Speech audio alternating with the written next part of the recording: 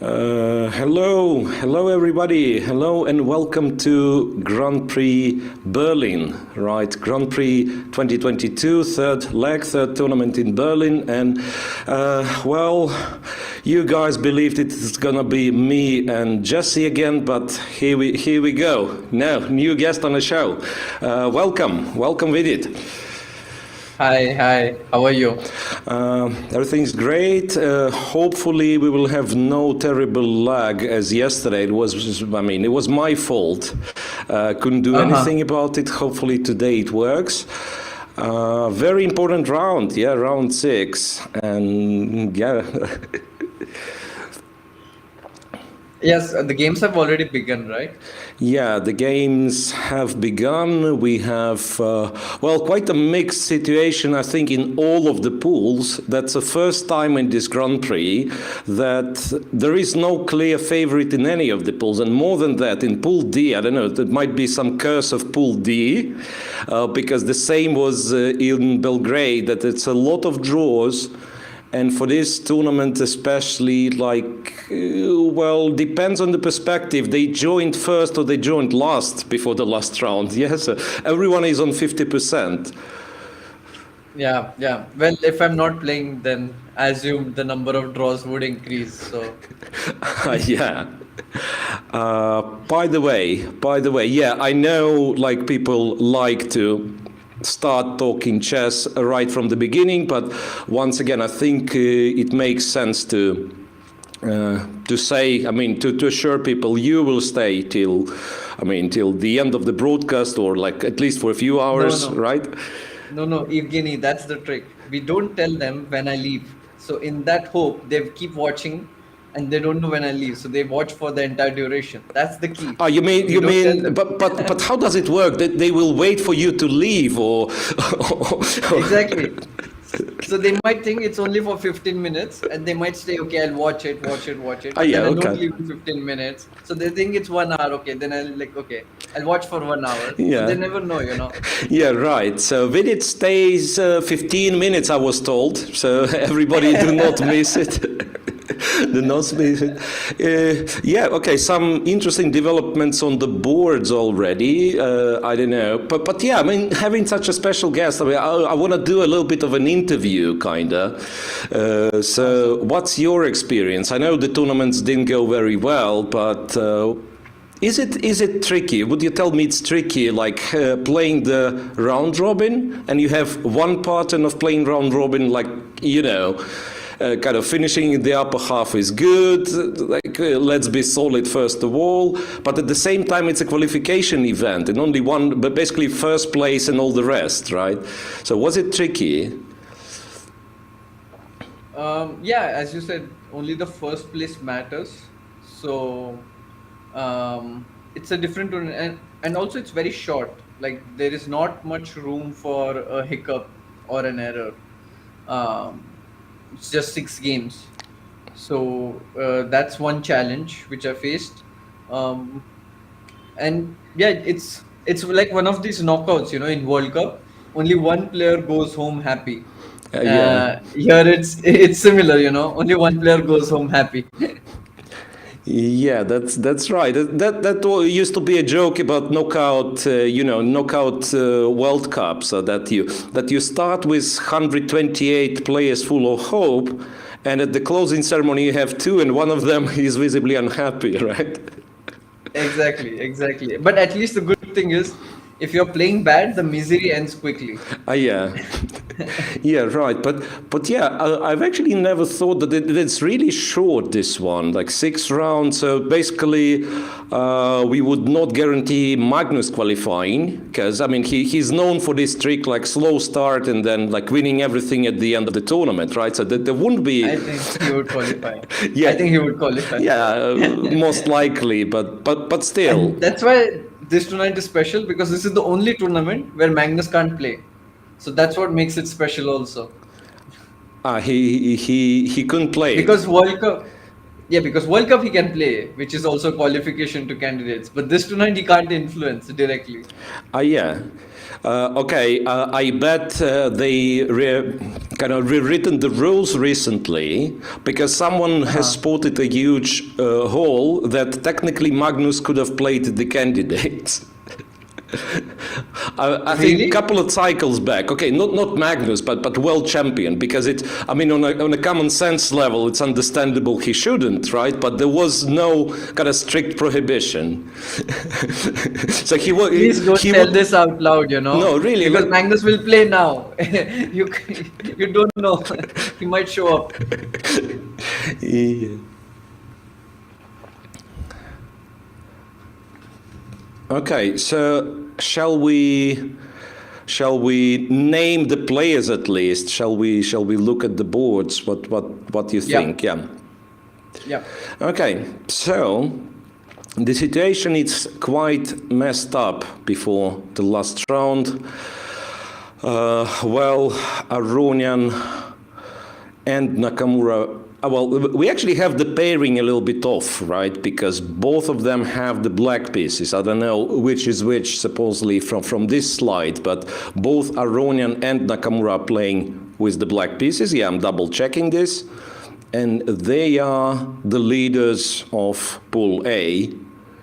The guys who played the tiebreak for the final, right? Who will be the winner? There in Berlin, like a month ago or something, right? Now, the best tiebreak they can have is one goes out of the group and the other doesn't. Sorry, I mean, I don't understand.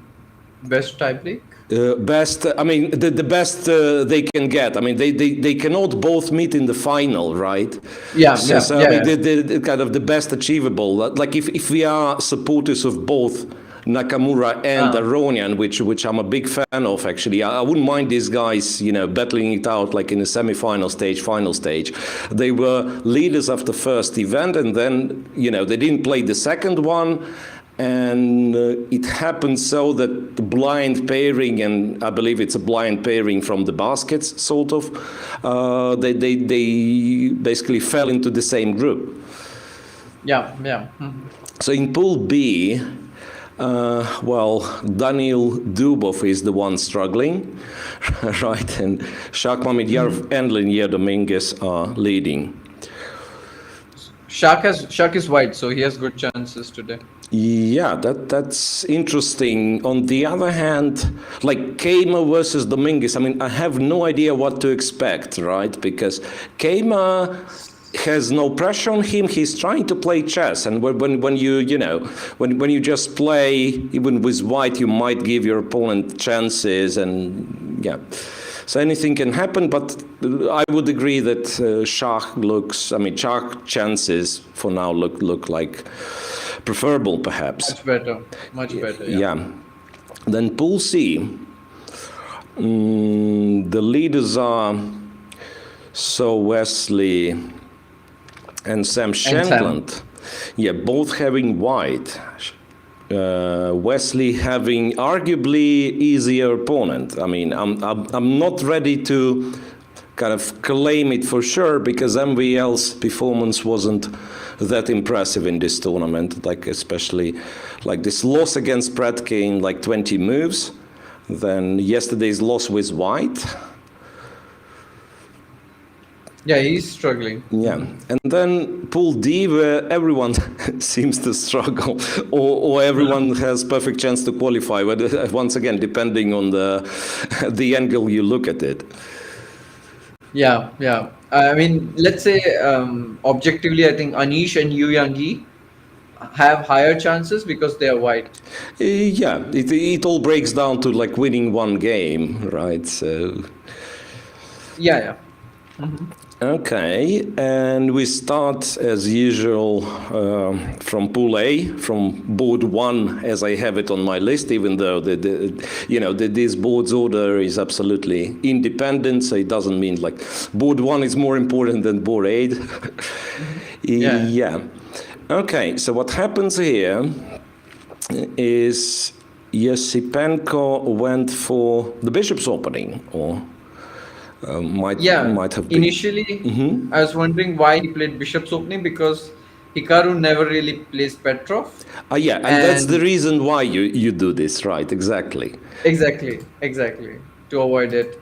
And then I realized that he wants to play this with knight to c3, which he played in the game, not to go back to Italian with knight f3. Yeah, like knight f3 would be transposition to either Italian or whatever. Black can play what? Bishop e7. Black sometimes can even play h6 as Shah was doing. But yeah, so that's kind of a more normal. Knight c3 is a bit of a sideline, which, well, allows for some interesting positions though. So trade here, as far as I remember, I mean, first of all, queen f3, is it like, well... It's not very normal. No. I think knight e2 is more common. Daniel had once played against me in bishop b3. Bishop which b3. was a strange move. Yeah. I even remember this. Yeah, like seeing this and thinking, I mean, wasn't it the whole point that you trade on c4 and kind of, increase your influence in the center? Yeah, I remember this game. Exactly. So I was surprised with bishop b3. I don't think it's a good move. But knight e2 is pretty common. Like, the argument is that once you take on c4, this bind is kind of useful and compensates for the lack of bishop pair. But the Indian, they really prefer the two bishops. All the time they give this as sometimes hinting towards black. Equality, but hinting towards black. Oh yeah, that's interesting to know. Yeah, and I remember I played quite a few games myself with this setup. Like back then, there were kind of no engines whatsoever, or very weak engines. And yeah, and later on you would go queen d3, and possibly even queen g3 in some cases, right? Queen d3, queen g3. So queen f3, if it doesn't have a huge drawback, I probably like it. I mean, I don't see what's so wrong with queen f3. Okay. Yeah, I'm unaware of it. Yeah, so he captures c4, which some people prefer to delay, at least at knight g2 line. I remember there was some point in like waiting a bit, like maybe going bishop e7 or whatever. Anyway, he captures, he goes d6, knight e2. Oh, well, so far so good. Yeah, bishop e7, castle's short. I think the general plan for black is to play like castle, knight d7 and try to get f5 or something like this. And white will try to avoid it, like put knight on g3 or something and make it tough for black to get it.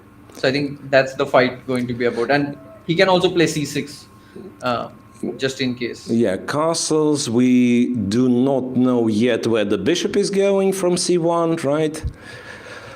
Yeah, I think knight g3 or something. No? Yeah. So I think h3 you play at some point. Yeah, you probably start with knight g3 because it's more flexible. Yeah, then sometimes even like h3 to avoid any g4 business like from black.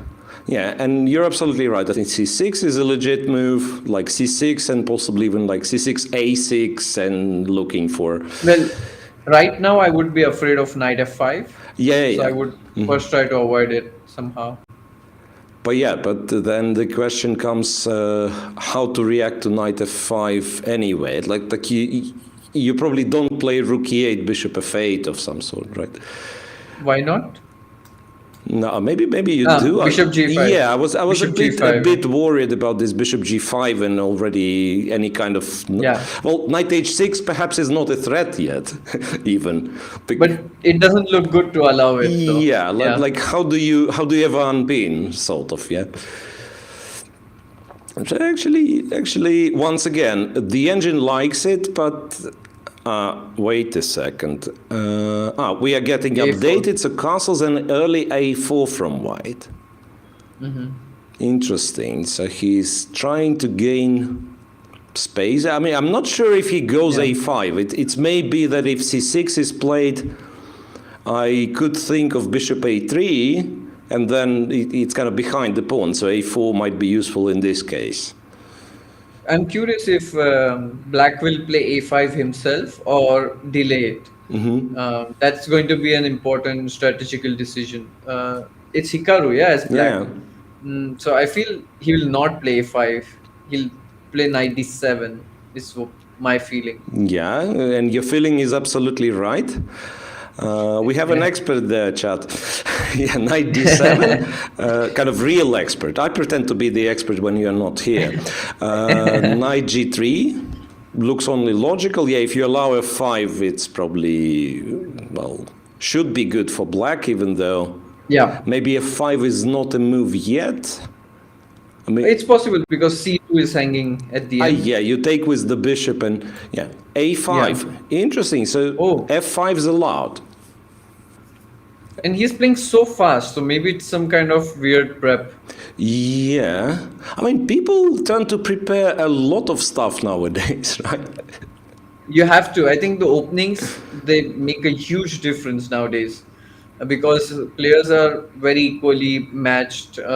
Like let's say you get a plus equal position from the opening, or you get equal position. That's going to matter a lot when it comes to the results. So Yeah.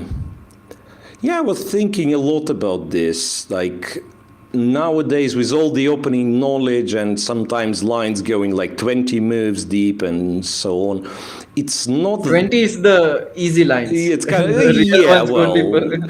right. I mean, we shouldn't scare the audience that much. Yeah.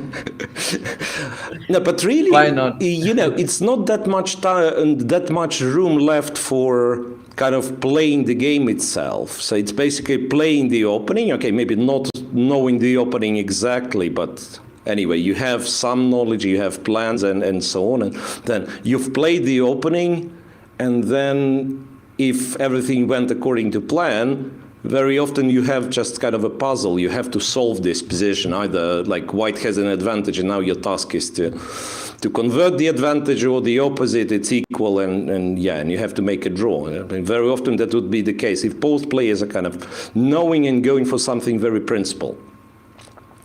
Yeah. And Although I feel like there is a lot of scope. It's not like dead or anything like that. In like I played these 3 tournaments in Europe now, and almost every game, at least 80% of the games were a fight. It was not like decided in opening as such. Of course, it made a difference. There was an inclination towards some side, but still, there's a lot of scope remaining for playing chess.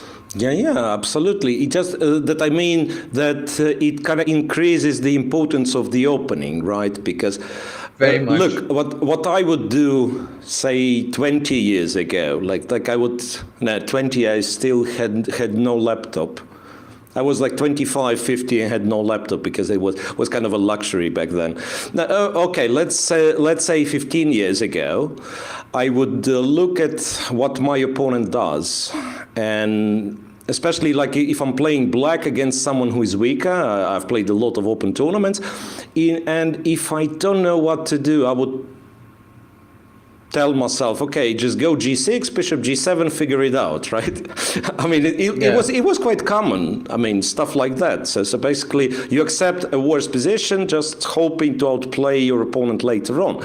And nowadays, well, at least on the higher level, it's not acceptable at all, because everyone can play chess and everybody can play chess well.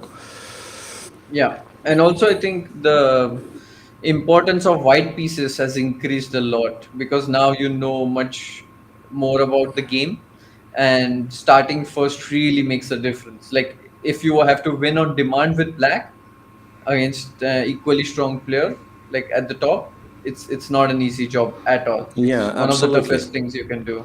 Yeah. Absolutely. And then especially when it comes to knockout events where your goals are usually the opposite, right? So if you have to win on demand with black, that means that he is satisfied with the draw with white.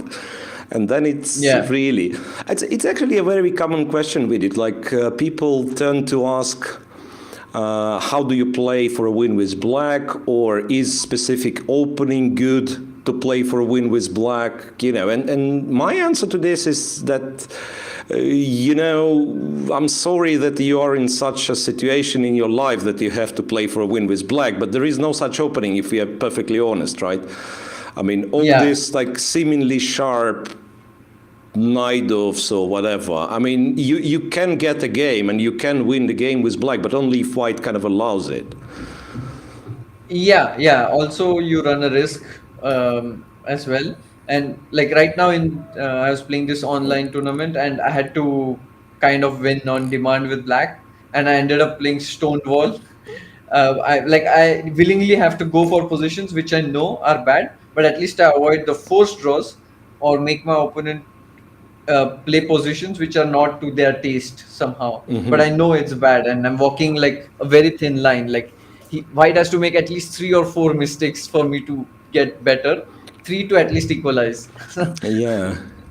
Well, that's interesting. That was when it was a couple of days ago. I had a masterclass with Boris Gelfand. This is actually for arena subscribers for World Chess, for World Chess, and he mentioned exactly the same thing. Like I mean, you can allow yourself to play kind of suspicious, dubious openings, but then you have to understand, I mean, okay, it's always a kind of a trade-off, a compromise. So it's either your position is fine, well, equal, whatever, it's simpler, but then you need less from your opponent, kind of less cooperation. Or you can go into something strategically risky, dubious, and then maybe you keep position more complex with a lot of pieces on the board, so on. But then, exactly as you said, he will need to make more mistakes in order for you to win. So one mistake might be not enough, 2 mistakes might be not enough. Exactly. Okay, so an interesting turn of events, I want to say, since we are still in this game. So the order of moves, you would expect white to go knight g3 after knight d7, or well, at least I would expect, right, because f5. No, he went a5 and black very fast played a6, Naka played a6. Looks like he sort of knows this structure, and he allows a5. Well, I mean, or you can believe, like, Esipenko, like he played a5 instantly, so maybe f5 doesn't work. And you would play like on common sense a6, like at least, something like that. At least kind of stopping the pawn from advancing further, yeah. A6 and then knight g3. Not so easy. Yeah. I mean, it's a very tricky position now that I realize, because first I want to claim that, now the knight on c5 is not so stable, kind of, right? I mean, because I have a a5 pawn with white, so I will always be able to play b4. But when I play b4 and the knight comes back, c4 is always hanging, on the other hand. So that's... But the thing is that it's an annoying threat all the time. Like I might not play it immediately, but I have to always keep that in mind. And the problem here is that a move like g6 doesn't really stop knight f5. That's a fair point. I think we have this in some Sicilians possibly. Like this knight f5 with both sides castling short. You know this e5 knight f3 line, either in a Najdorf or a Richter-Rauser, and then later on they go knight h4, and you think g6 would stop them, and then some queen f3, knight f5 might happen anyway. Yeah. Also in many Italians I've seen this. Like, it doesn't matter if black plays g6. He played bishop g5. He played bishop g5, so... It makes sense because he was lacking space, right? And he needs to like have some... freedom to move around. Yeah, and actually after these bishops being exchanged, maybe g6 is sort of an easier move to play, right? So you don't have to worry about bishop h6 and stuff. Yeah, I like this move, bishop g5. Yeah. Your thoughts on Naka? Okay, the guy's not playing at all. I mean, he plays every day like 1,000 games, but online, streaming, and not always competitive. Sometimes like would give rook odds, queen odds. Comes back to, in my opinion, a real tournament. Still, my understanding is there is such thing as online chess and quote-unquote real chess. Okay, so he comes back to over-the-board chess, and he wins leg 1, and now... It looked grim for him from the start, but yet he's there fighting for the qualification again. So how does he... I think he's a very strong player. He's a very strong player. like his rating now, classical rating, what is 2738 or something, at least when the GP started, doesn't really justify strength. I think his real strength is around 2780, because he's like I think he's one of the best defenders in the world, clearly, and very hard to crack down. So when you have such a skill where you lose very few games, it's amazing. He's very, very resourceful, and tactically also he's very sharp. Like you have to really outplay him to win the game. Like it's not like he will just miss one move and then you win, like that. So I think that are his strengths, and he also plays a lot of chess. Like even on streaming, like 7 hours, 8 hours on stream, and I think it helps. So I don't really consider him as a retired chess player. Yeah, I would agree with this second part that it might seem not very serious, like playing Blitz on stream, right? But you play. I mean, he's like in a league of his own on this chess.com. So he plays with all the strongest players most of the time, right? And and he's very good at it. Like I think world's best right now at the Blitz and Bullet, all these things. So it's still chess. So he's still in the game. He's not out of touch. I would say somebody who's retired is, let's say, working some different profession altogether, and then you come back to playing chess. Because here, let's say, he's still in the routine. He's also playing these online events, which he played last year in the Tour, Champion Chess Tour.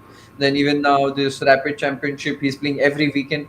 So, I mean, somebody who is playing so many competitive, even though if it's not over the board, it's online, I would still consider it as like, being totally part of the chess world. Yeah. So my only question would be when he analyzes the openings, or how does he keep up with the opening?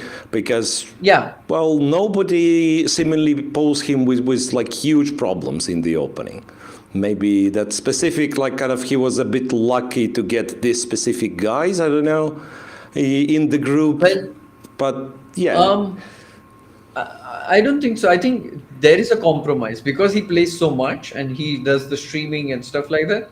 He doesn't get time to work on openings, let's say, as much as Caruana, because Caruana would have much more ideas, or Anish, for example. But that is compensated by his sharpness, Hikaru's sharpness. Yeah. And I did see many times in this GP that he got worse position. Like let's say in the last GP final against Aronian, in many of the Italians he was worse, just completely passive positions, and it was very comfortable, like 0-50 for white. But then he starts playing and defending really tenaciously against Andrei Esipenko, that very famous game in the Berlin GP where he was so close to winning, Andrei, but he held on eventually. So there were occasions where he was slightly worse out of the opening. So yeah, that's the downside. Yeah, but indeed he manages to defend, and that's once again, to me, at first it sounded surprising because I still remember kind of Jan Nakamura, who was attacker at any cost in the playing of beat opening. There was basically one target on the board, and that would be opponent's king. And now, now one thing is to get an advantage against Hikaru, which some well-prepared players can do, but then the other thing, convert the advantage, and that seems to be, well, so far seems to be almost impossible. Yeah, that's also one of his strengths. Like when he gets this minuscule advantage, he has one of the best techniques. Like even against Oparin yesterday, if you notice that he played very, very well. He converted, because he's so good in short tactics and calculation. That's his strength. I think the only place where he would face problems is, let's say, if he plays the top players and he's black, because with white you can get away with not having deep opening preparation. Maybe you have some one game ideas or stuff like that, but with black is where you will struggle. So that will be an interesting test if he qualifies to the candidates, and everyone will be well prepared. But I think at that time he will also put in that effort. Yeah. Okay, speaking of people well prepared, Aronian seems to be well prepared. And that's amazing. I mean, I'm not talking about this position, which I have no clue about, basically. But overall, like, there've been quite a few games of Levon when he blitzes out like long sequences and gets winning positions sometimes by simply repeating what he has prepared at home, and that's impressive. I mean, for the guy who is 40. To still have an appetite to analyze chess and so on and so on. So Yeah, I'm amazed. Like he has come back with some very renewed creative energy, and not only good opening preparation, but he's playing extremely fast all the time.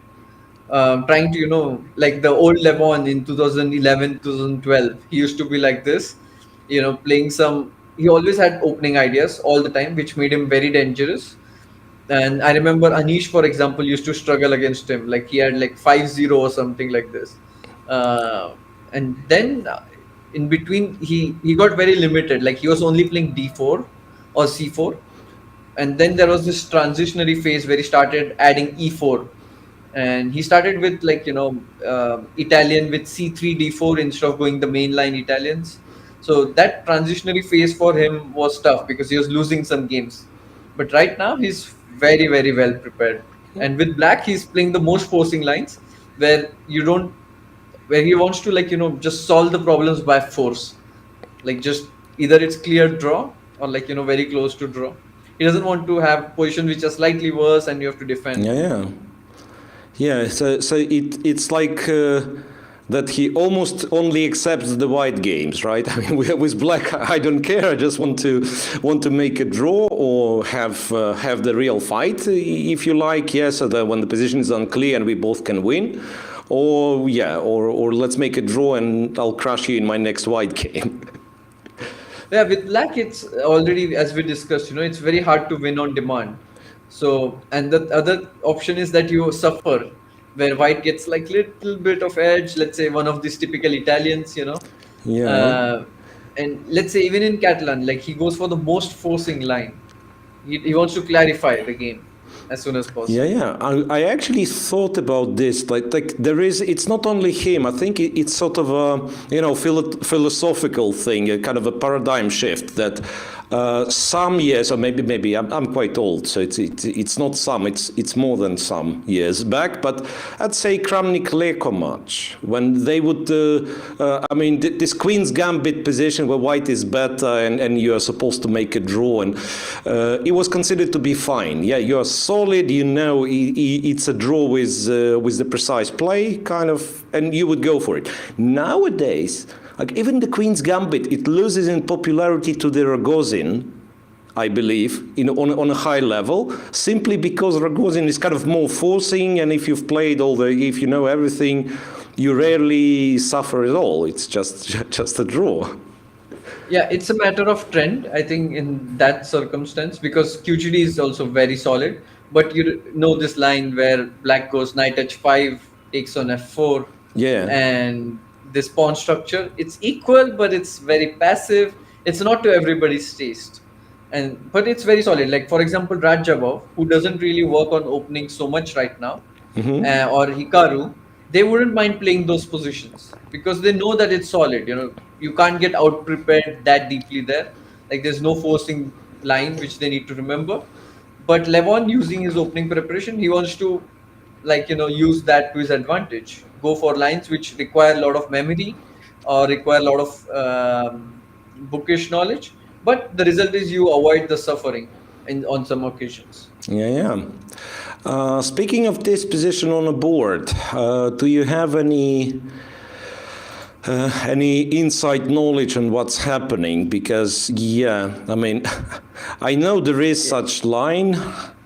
This queen a4 and black playing bishop d7. Yeah, bishop d7, queen c4. There's also one more dc5, but it's not so. Yeah, dc5 is a thing. Wait a second. May I ask you what's is it wrong nowadays to take on d4? I mean, this queen down position, or Yeah. Or maybe white found anything else. No, I don't think so. It's the position I'm talking about it for the viewers, right, is this. Bishop c6, black has to block, and then you can play rook d1. Yeah. And the thing is that this is, as far as I remember, considered to be like a very pleasant endgame for white. Yeah, rook d4, and maybe it's once again, maybe you don't win it, but you don't want to go for it with black. Right, and black was after Exactly. rook d1, was supposed to sacrifice the queen, and you know, as an old man, I can say back in my days, so back in my days, it was considered to be that a relatively easy draw. Really? Yeah. Okay. So I think nowadays it's considered that white can press a bit here. It's not very clean. I think the line goes like knight d2, b5, a4, something along these lines. yeah. So once again, it probably depends on your perspective of looking at, say, 4 versus 4, queen against rook and bishop, right? To some people, it's just, okay, a bit of suffering and a draw. And for others, it's a draw, but a bit of suffering. So I don't like it. Yeah. But I mean, I don't remember seeing this position at the top level For recent quite some times time, at yeah. all. For quite some Yeah. time, it didn't appear. So black basically is not going for it. And this queen a4 is a main line nowadays, right? Because people were trying knight a3 a lot. There is dc5 also. Yeah, dc5 is extensively played. Endgame. Yeah, dc5, queen takes, rook takes, bishop c5, and sort of the main line is this. Knight But bd2. you also have, I think, have other moves like that. Knight fd2. Yes. Knight f2. I remember something with knight a3, right? But you start with So- knight fd. I'm sorry, knight fd2. So it's, yeah, and then you play knight a5. And yeah, and it goes And knight now a3. knight a3, bishop a3, pawn a3, and I think this was one of the games of Anand Karyakin in Tata Steel or something like this, where they've previously played castle. But the current equalizer is bishop d7, I think, bishop b2. They like white wants to play bishop c3, so they go rook c8, bishop c3, b6. Now rook c1, ac1. and yeah, and now I think here the move is something like rook c7, which is supposed to be very good because you want to keep the king in middle if he exchanges on yeah, a5. that's nice. Yeah, rook c7 is because at first one might not understand what the point is, right? And yeah, so when he takes, yeah, and goes king e7 then.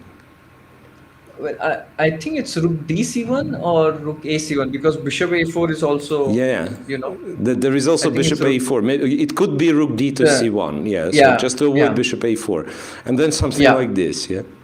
Yeah. This move was like until they found this move, they were playing knight fd2. But once everybody found out that rook c7 is played, they stopped playing this line with white. Yeah. So anyway, just to mention that queen a4 is one of the main tries, and there is also the endgame. Yeah. So queen a4, bishop d7, and then it's quite, we might say, quite forcing, right? No, cd4 is very like, you know, important move actually instead of b5. But yeah, queen d3, c4, queen d1, rook c8. I think knight e5 is one of the main moves, or a4 inclusion and then knight e5. So these are the main moves. Bishop f4 is comparatively rare. Yeah. h6, and then white played a3. So you don't want to play knight c3 perhaps because b4 and the knight is, I mean, I don't know if immediately b4. What makes you play a3 basically? That's my question. Why a3? Do you know the timings by any chance? Like how much time does Levon have? I don't have them, regrettably. There is way, but not through the program that I'm watching it. Okay. Because I was just curious if Levon is still in his prep, which he seems like, you know, it seems like he is. Yeah, so what I've seen, he was on 119 when he played g5. Still there is no move after g5. And Oparin was on 119 as well, so he spent 10 minutes already after g7, g5 was played. Yeah, exactly. It said 119, but I don't know. It says 119 since the start of the game. So I don't know Ah, at which point did Levon use his 10 minutes. yeah, that's true. G5. G5 in the Catalan. In recent years, I want to say not unheard of, right? I mean, it's quite often in various Catalans. Black is Yeah. bold to play G5 just to hint that this bishop on F4 is not very, it kind of doesn't have a good square to go. Like, It can go to E5, but yeah, I get your point. The thing is, now that I've checked so many lines with Engine or watched these games, a move like G5 doesn't catch me by surprise anymore. Like I've become immune to, let's say, what is normal and what is not normal. Everything seems normal to me. yeah, I Like agree. I nothing agree. surprises me anymore, I agree. sadly. Yeah, it's. I mean, once again, having sort of a Soviet school or whatever background. Yeah, we have a common joke that for this. I mean, when you see, let's say, not Aronian, but when you see a kid playing this, and then you say something like, "In my times, you'd be, kicked out of the local chess club for making these moves. You are weakening the king. Exactly. What are you doing?" Right? And then, obviously, chess proved to be a very concrete game. So now you can't really get away with those general principles. Like you kind of have to follow them, but just to a degree, right? And at some point, concrete decisions kind of overweight. I think those are good guidelines, but they can't be taken as rules. Yeah, That's the thing. yeah, that's a fair point. Yeah, so if you are on your own completely, if you don't know what to do, right? If you are moving pieces at random, then those rules kind of hint you at what direction you have to look for. Exactly. I feel for club players, I think those are very useful, those guidelines. It helps them in decision making. Like, let's say Bishop E7 or something in the last move, or Knight D5 wouldn't really be considered as horrible moves. It's logical. Yeah. But now at top level, it's very concrete that after A3, White wants to play Knight C3 so that the B4 doesn't exist. And after Bishop E7, Knight C3 would be a problem. Yeah, So Black knight has to c3 act is the immediately. tempo. Yeah, is the tempo, and e4. So in a way, we can say knight c3 is a double attack, right? I mean, he attacks the pawn and sort of Yeah, threatens e4. exactly. So Black has to react some way to stop. Like it's G5 is actually indirectly trying to play against Knight C3, but to explain this is not so easy. Yeah. So g5, and yeah, but it's a big question. Like if you go to e5, or alternatively, I'm not even sure where the bishop goes. Bishop e3, like if you compare bishop e3 and bishop c1 move, for instance. By the way, someone in the chat just wrote that Levon took 10 minutes to play G5, so I think Aha. maybe A3 caught him by surprise. Yeah, okay. But then So maybe now we should not praise G5 too soon. yeah. No, but what I mean by kind of pausing here and thinking is that it sort of doesn't add up very well to me, because it's like Oparin also spent some time before playing a3, right?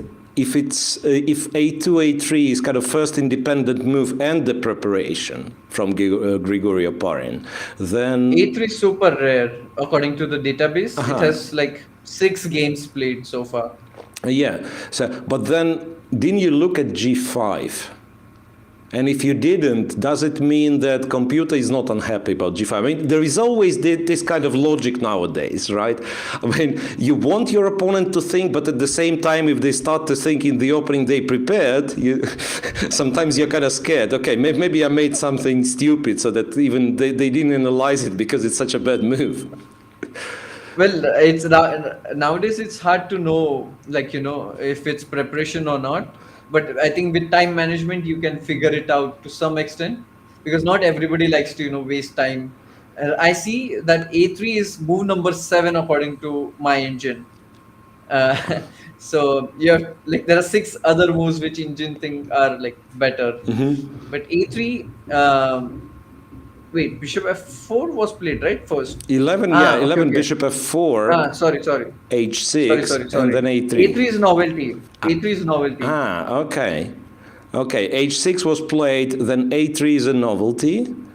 Let me see in correspondence, because nowadays it's the original games are different. So after bishop f4, in fact, h6 is a new move. It's not played even in correspondence. Bishop e7, all the games were played.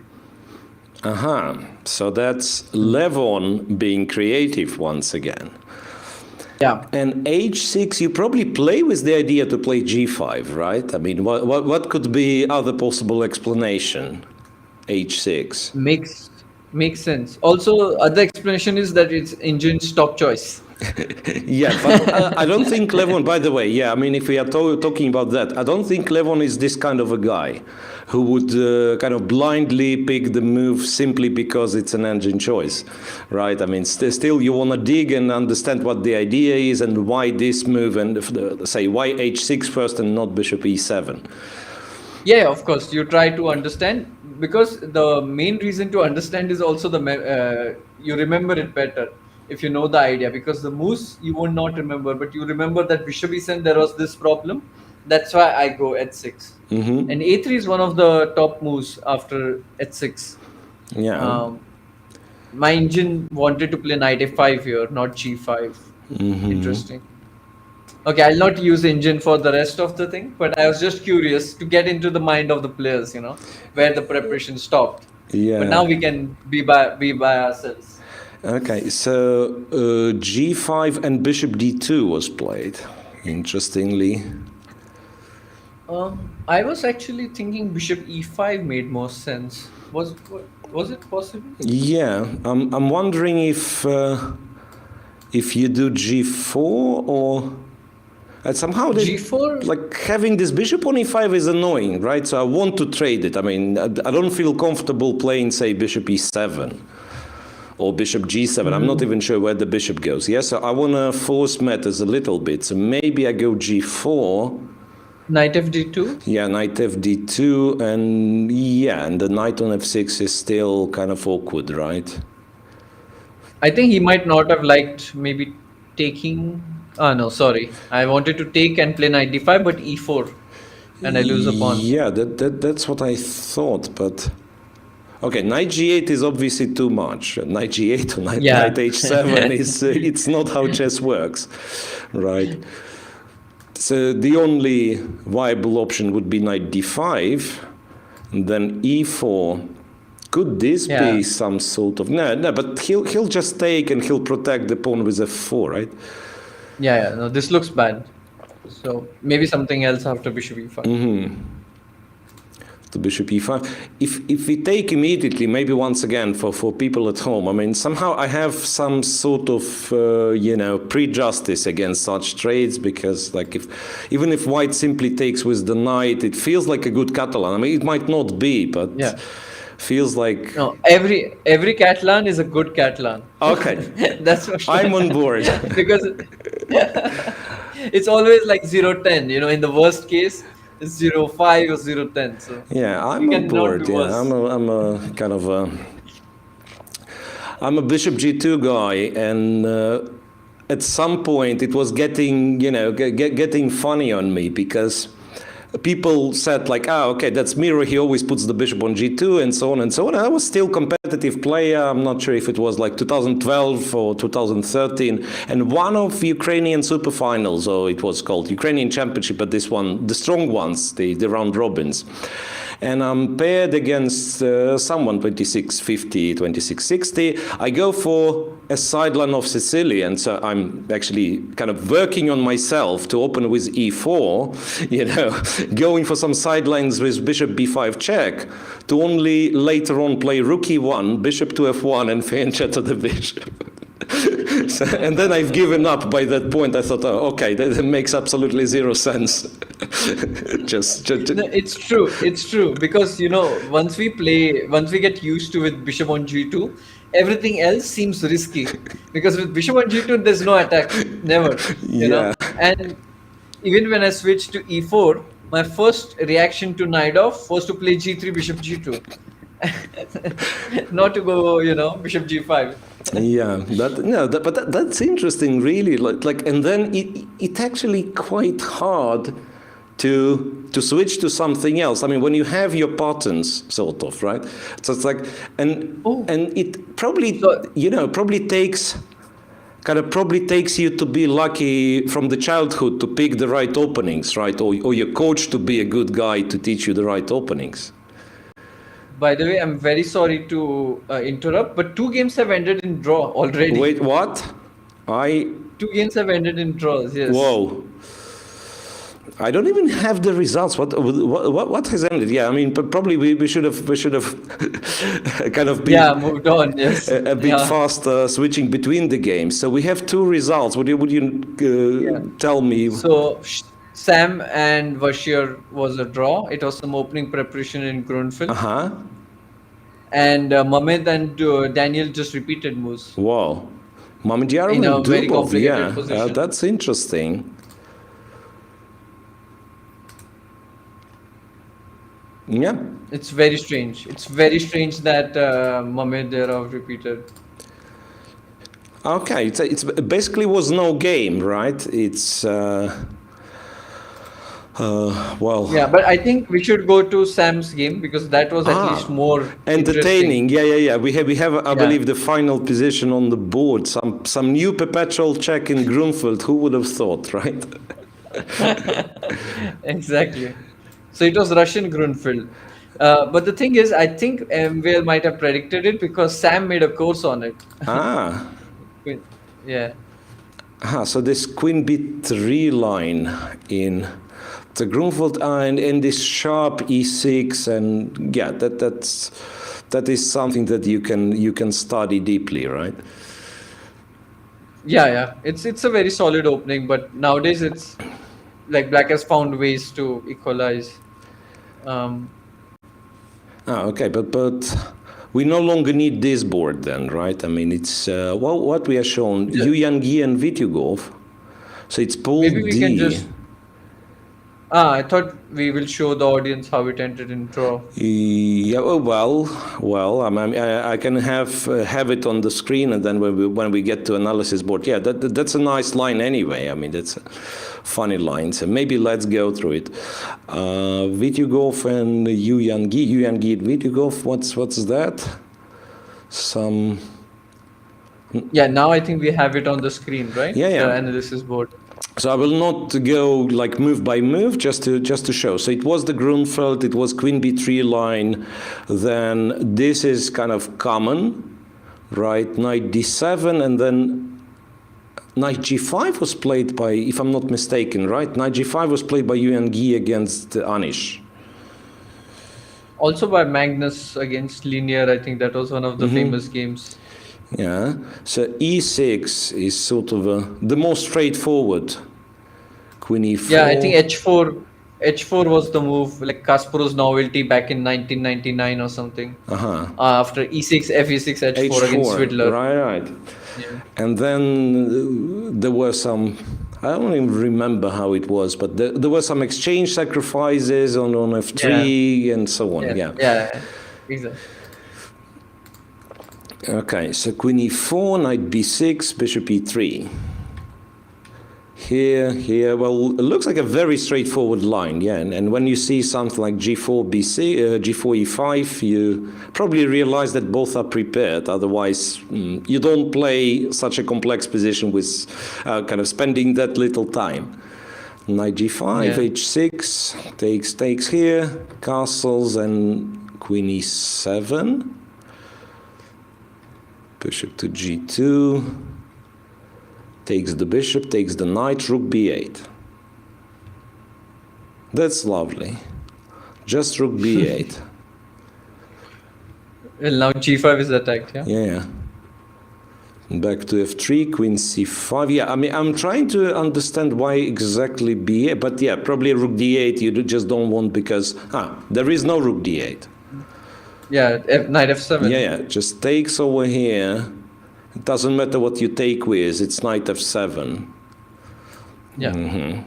So rook to b8, knight f3, queen c5, and black perhaps has Rook G1, exclamation mark, by the way, yeah.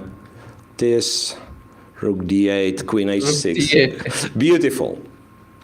Queen H6. And not Rook H6, interestingly. Because King G8 Yeah. after Rook H6. That's nice. I mean, obviously, you kind of understand quickly, like when something like this happens, that must have been like both players' analysis, and otherwise this game cannot be played at such a pace, right? But still, you tend to appreciate, yeah, and Rook H6, King G8, and it might be that White is in trouble, who knows? Yeah. So Queen H6 is pretty forcing, check. And then, And now it's just repeating. yeah, it's probably checks. just a perpetual, right? King G7, you don't want to go there because it's what, checkmate in 2, it seems. Right. So Queen H6, just a way to force a draw. Yeah. Okay, so. By the way, I don't know, but do players join in later for the interview? Like, do we usually hear it on the stream or not? We will, but I mean, I don't know, probably by that point they've already started, but after some time we can have it recorded. So like in an hour or so when we go for a break, I mean, we can listen to interview. Yeah, it's an interesting decision by Sam, right? So what is the situation in his group? Like he was leading, right? He's equal with Wesley Saw, who has the White against Pratke, and these are normally the situations where I like to check the other game in the group, right? Exactly. It's also like gives you the whole picture. So Wesley against Pratke. It's a very safe position for Wesley. He'll keep on trying. Mm-hmm. So it's what it was, Zaitsev, right? I mean, it's sort of confusing nowadays because, I mean, you can almost always go knight b8, d7 and make it a Breyer, or... right. But there's a difference because Zaitsev is very principled because you stop knight from going to f1.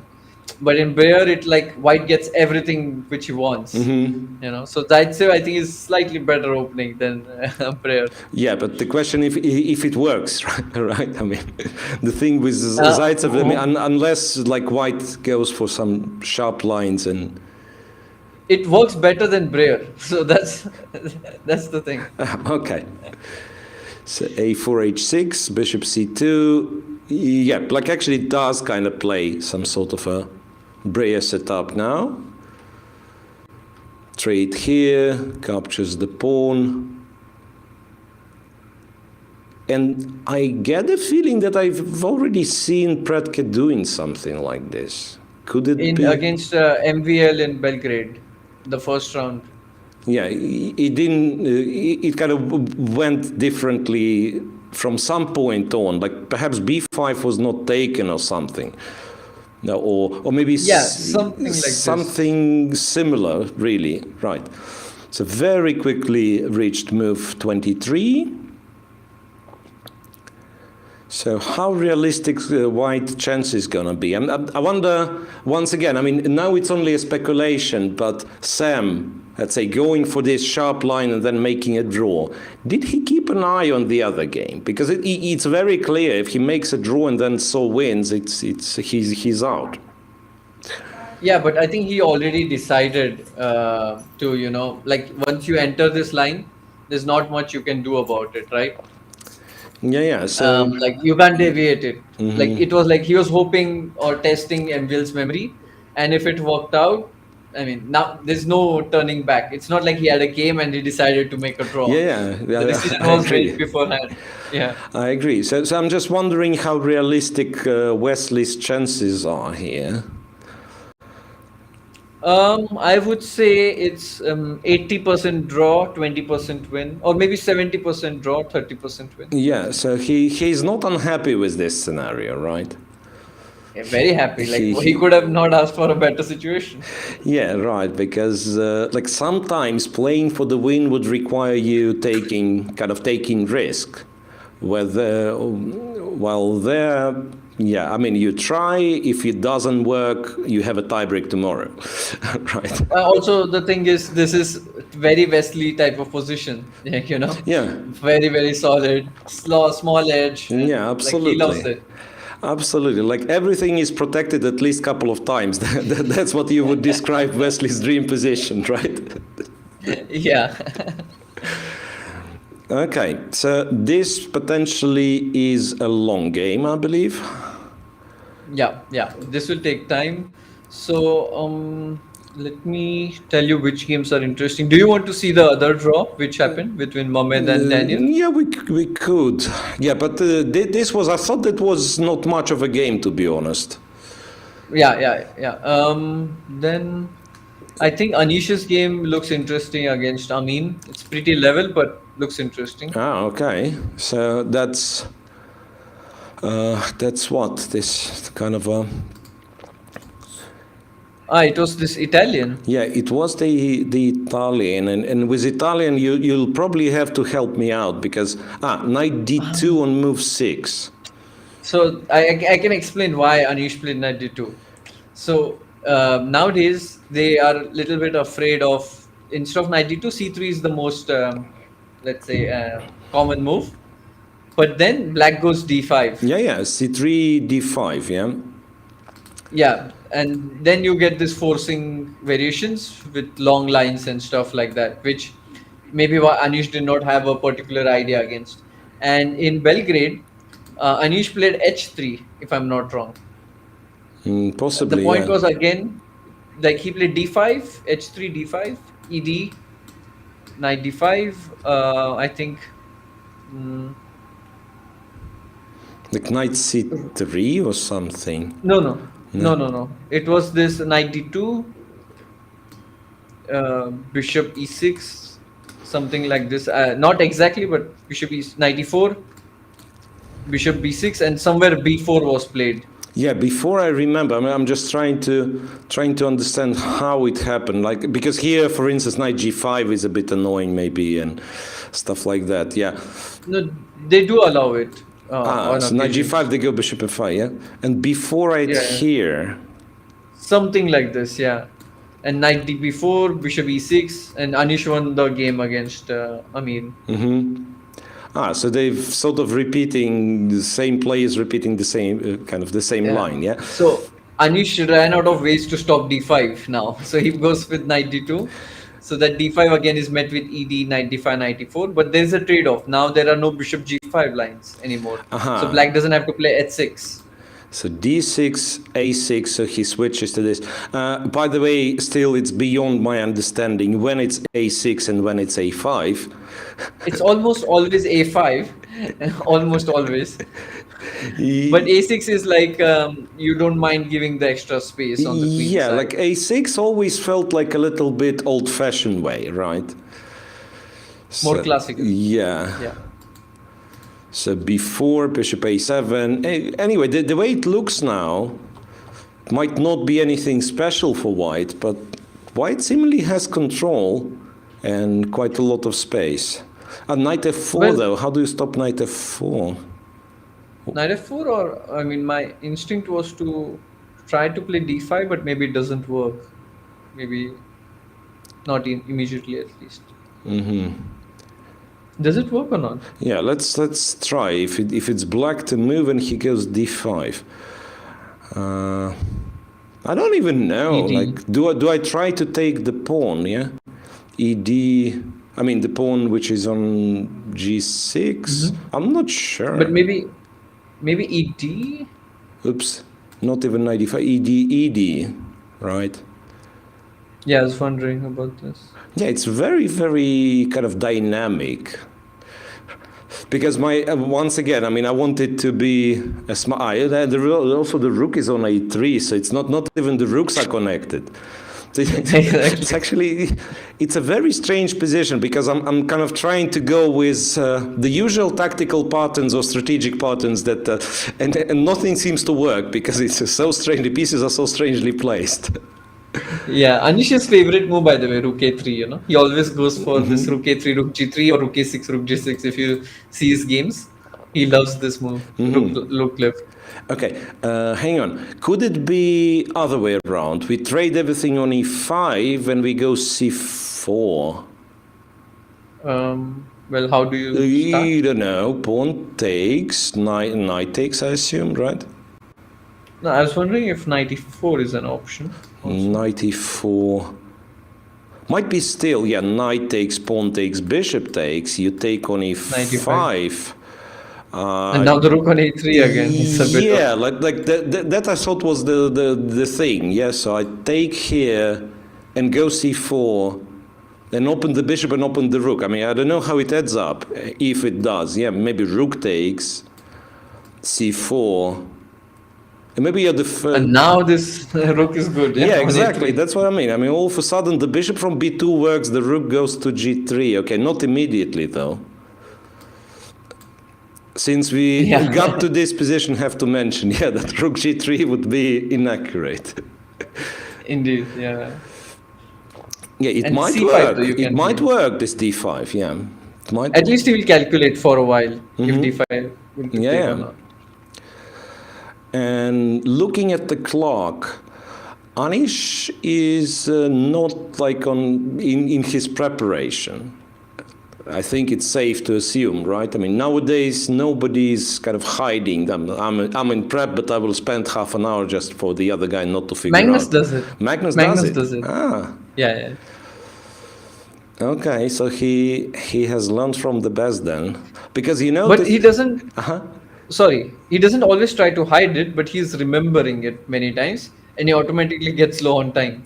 But it serves dual purpose. Yeah, sorry, you go on. No, You no, were saying but something. the famous game of Gary beating Anand in this open Spanish with the rook sacrifice on a1.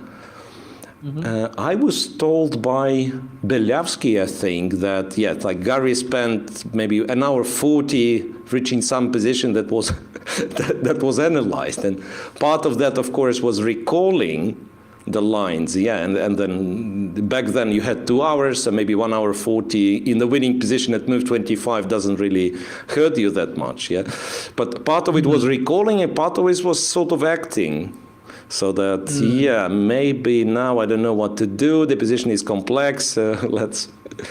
Also, the advantage is your opponent does not really know when you're pacing yourself correctly that when did you get out of the opening. And like, have I been playing correct moves? Because if you instantly reply to his moves, he knows that, okay, it's one of the moves, top choices. So at least, when you pace yourself, at least I know. Yeah, because it actually kind of gives you the hint, right? So you imagine the situation. Your opponent is clearly prepared. He's playing, increasing his time on the clock, like basically a tempo. And then you're trying to find moves. So when he replies instantly, that means you kind of get the approval, right? So that, okay, that's a good move I've played previously. And that means that probably there is once again a good move in the position. So I should look for it. And you are not settling for something inferior, right? And otherwise you just don't know. Maybe the position is already worse and you have to kind of try to bail out, go for some worse end game. Yeah. So that's the logic. Yeah, that's the logic. Why sometimes you actually like your opponent to play fast. By the way, there's a message on the chat which I read, like, it would be funny if Levon and Rappo qualify for candidates because both of them were in my group when I played the GP. Seems likely. Yeah, that's interesting. Wait a second. So we have to move on to some other game? Let's move on to some other game. And now I just keep thinking of Raput's chances. Because, maybe you, as the participant of Grand Prix, you'll enlighten me on one specific technical detail. Because I've browsed all the Grand Prix rules, it seems. On a FIDE page, it's like 12 pages or so, and I've learned how much the chief arbiter is getting paid and so on and so on. But I couldn't figure out what the tiebreak is if you're equal on the Grand Prix points. So not in one tournament, but after the Grand Prix finishes. And then I'm the worst person to ask about rules because there have been incidents where, I'm actually made fun of because I don't read the regulations. So I'm the last person who can help you with this. yeah, but realistically, what do you think happens? Because now Raput is on like 20 points after one semi-final and one win in the event, right? And there are still quite a few players who can theoretically kind of tie with him. So I was Yeah, I have wondering, no clue. what's the procedure? Because it's not. I don't think it's realistic that people are taking part in different tournaments and everything, and then they tie, and they are brought from other parts of the world to some place to play the tiebreak, right? It's not Yeah, happening. that's true. It's not That's happening. true. So I don't know. Maybe someone in chat can help. yeah, that'd be interesting because really, and the structure of a tournament is symmetrical in a way, so that I can always imagine. I mean, it doesn't matter how many kind of extra tiebreak scores you would write. Yeah, I can still imagine that there is a situation where, I mean, we are equal on everything. Yeah. So that's interesting. It's a very Also, it was yeah. also it was weird that, for example, Anish played the group in Belgrade where Nikita was there and Amin Tabatabai, both were in his group, and here he plays again with the same opponents. So it doesn't feel like Grand Prix. It's like the same 4 people he's playing again and again. Yeah, absolutely. And they claim it to be like randomly picked from the baskets. And I'm not questioning this, but there is way too many similarities, like Keima and Dubov, second time in the same group. Yesipenko and Nakamura, second time in the same group. Exactly. And also in Belgrade, they were Richard and Fedosiev, they were in the same group. Yeah. Also in other And for group Pool as well, D, yeah. right, for Pool D, there are actually 3 out of 4 people. Yeah. 3 out of 4 people happen to be in the same group. Yeah, speaking of this group, so we believe Anish's position might be promising, especially if Black doesn't have like quick d5, and we are switched to the other game. We are switched to the other game, Evgenij and Nikita Vityugov. That's once again, some Rui Lopez, anti-Marshall. A4, B4, D3.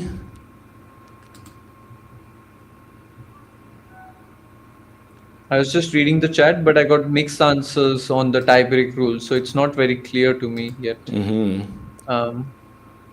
Okay, so this game is of what? Evgenij against Nikita. Yeah. So we have. It's a bit confusing. We are switched back to Anish and Tabatabai, where Black didn't play d5. He went rook d8. Yeah. And Anish came back rook a1. Came back rook a1. Now at least the rooks are connected. Yeah, but those positions. Okay, now. Sorry, I thought we switched, but okay, on stream. I got confused. Sorry. Yeah, I'm also kind of getting carried away with what's on my screen, but we should see the stream, right? Because exactly. A couple of times I've done it, like I would show some variation and everything, and just to understand that the board was not live and nobody could see, nobody could follow. Is there? This looks like a very comfortable position for Black. Like the one Evgenij and Vityugov have, right? So. Oh, I did the same mistake again. Yeah. Okay, then here's the one. Here's the one, finally. Yeah. Here's the one. This one. So it happened to be this, and then White went with d4. Traded everything here, and just went bishop e6. Okay. Because b3 is kind of an annoying move now. And d5 is in the air. I feel like black is equalized. That's my feeling. You know, like when I've seen it for the first time, I mean, not this exact position, but the fact that they allow b3 and then the bishop goes to b1. I was shocked, and I always felt like this cannot be good. Well, sometimes they prove it's good, but still, kind of overall impression. So I'm not even sure what you do. Like, you never play b3 with bishop on a2, No. it seems. I think bishop b3 might Yeah, make like sense. bishop b3 might be the move. But d5, no? Looks very tempting. Yeah, like the question is how good or how bad d5 is. I mean, I want to kind of be a smart guy and try to not to take, right? I mean, probably if I'm taking, there is even Queen d5. even like queen Yeah. takes, yeah. Queen takes. But Maybe I- here, like I capture that, I go knight a5. What's the move? bishop f6. Bishop runs away. Yeah. Exactly. Yeah, knight a5 is not aiming at anything serious. Yeah. Yeah, well, actually, he just wants to play bishop f6. So Exactly. I'm not even sure what I'm supposed to do. Yeah. So maybe after d5, like immediate knight e5. But then Knight e4. Knight e4, knight c6. Bishop c5. Oops. So it jumped because it updates anytime someone makes a move. So knight e3 is on the board. Yeah, knight e3 is kind of more ambitious, perhaps. Yeah. Now b3 makes sense. Yeah, now b3 indeed looks tempting. Bishop b1 is forced. Yeah. Now here's a question. How do you play? You can probably go d5 nevertheless, right? Or you can't. I mean, I can't really... Maybe you shouldn't, in fact. Like why to open the diagonal for the b1 bishop, right? Yeah, maybe. Yeah. I was thinking some queen move because I don't see clear white's threat. Maybe he just wants to play bishop d2, bishop c3. Yeah, probably that's what he's going to do, or will try to do. This knight d7, some kind of move. I don't know if it's good. Could be. Against bishop d2, bishop f6. Yeah, if bishop d2, there is bishop f6, right? And if he takes bishop b2, and that's kind of good. And it's not so clear, if white will be able to actually go out of this corner. Yeah, maybe b3. I think we'll see b3 on the board because taking on a2 just feels wrong. Yeah, taking on a2 is strange. Otherwise, like you might say black can play another move, but why not include b3 and play another move? Yeah, it's not like pawn on b3 any week or so. Yeah, so you probably just go b3 and sit. All right, is there any game that we didn't touch at all? Many games, I think. Not that many, strangely. I mean, in brief, we've spoken about pretty much anything. Queima Dominguez, I don't think we checked. QGA. Yeah, that was the QGA. Very exciting position. Very. I'm so excited about this position. Is it sort of a... wait a second. Castle c5 and bishop e2 immediately. Yeah, it's kind of a popular move now. Yeah, bishop d7. But it's so strange. I mean, this was, for a change, like a direct moves order here, right? So it wasn't like with inclusion of knight f3, knight f6, and so on. And yet Queima decided not to play e4, interestingly. Because of this line Aronian Naka, with queen on b6. Yeah, because of this line where Aronian won 2 games. Right? Yes, that's why. That's why. Yeah, that's why. Third time, you know. So that's a probability law. You think like white won already way too many games in this line. Yes, I'm not going for it. No, but it's not Kamer style, those type of positions. And he's a player who plays when he's in his own comfort zone, you know, and he relies heavily on his preparation. And although he's good in his preparation, he's limited. So he cannot just one day before just jump. Rarely he does that. He's very principled in that sense. So and the line itself, yeah. Once again, let's show what's on the board.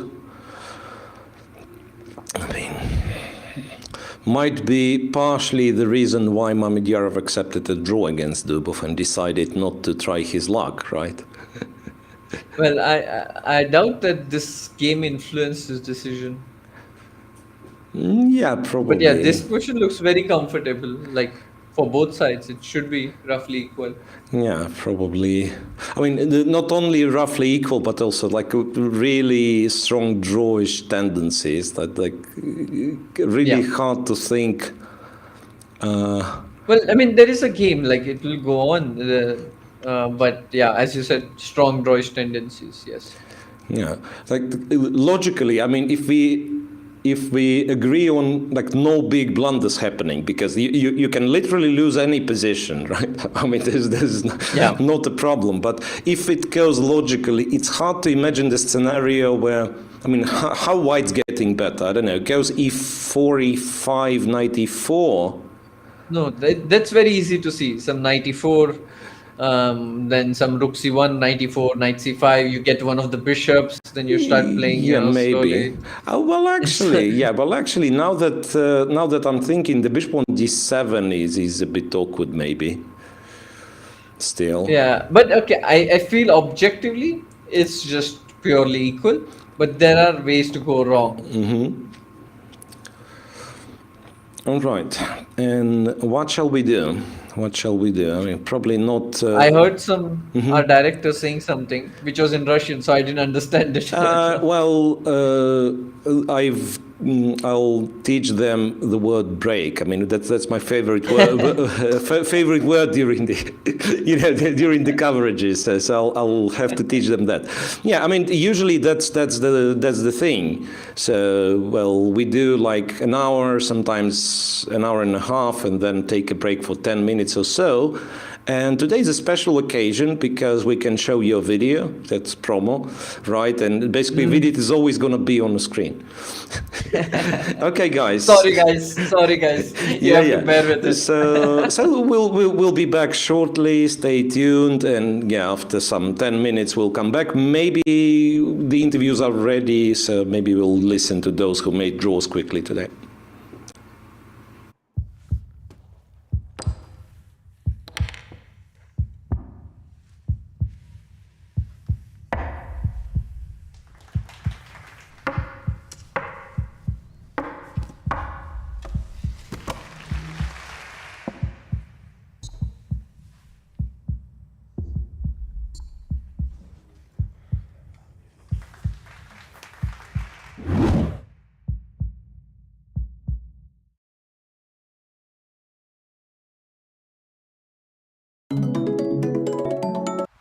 Hi, I'm Vidit Gujarati. I'm 27 years old, an international chess grandmaster from India.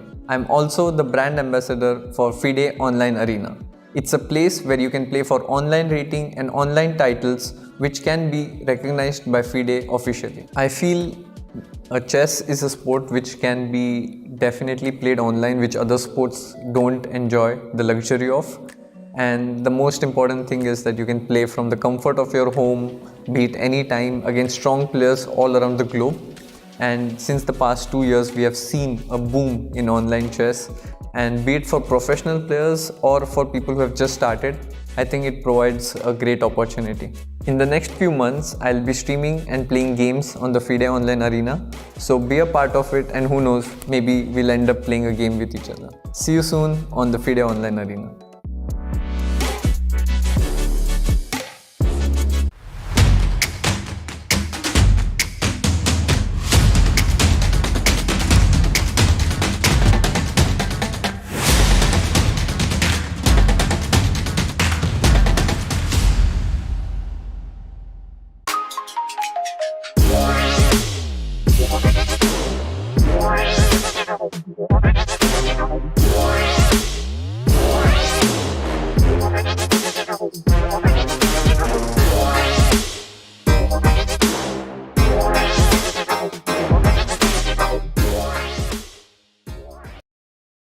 Sure. Okay, Maxim, Sam, the game finished in a draw. Your comments, what happened today? Yeah, I mean, I clearly got caught in the opening, and if at some point I thought I'm going to lose this game without Maxim making one move on his own.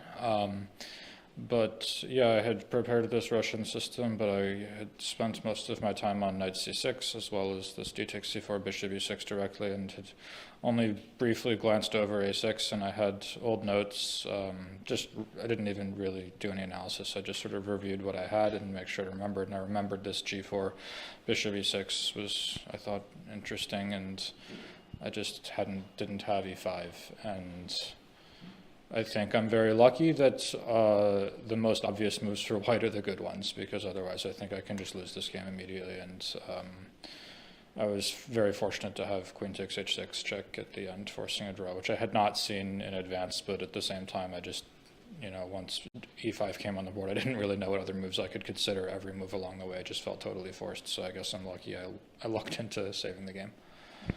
Maxim, what is your version? What happened? Well, Sam is right about one thing. I didn't make one move on my own today.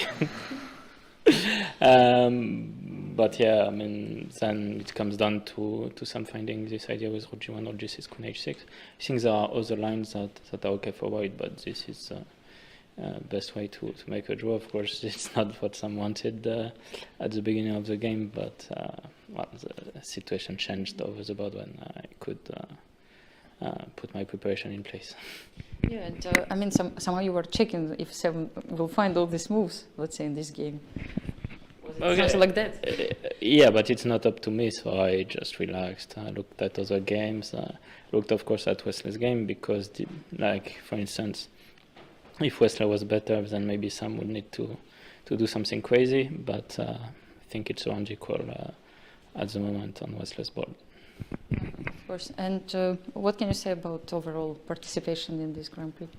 No, the result is bad, and of course it's more painful because I've been putting all my focus on this Grand Prix for the past few months, and some things, were working out, but some things definitely were not clicking in terms of my play, and I'll have to look at it and at what happened to come back stronger.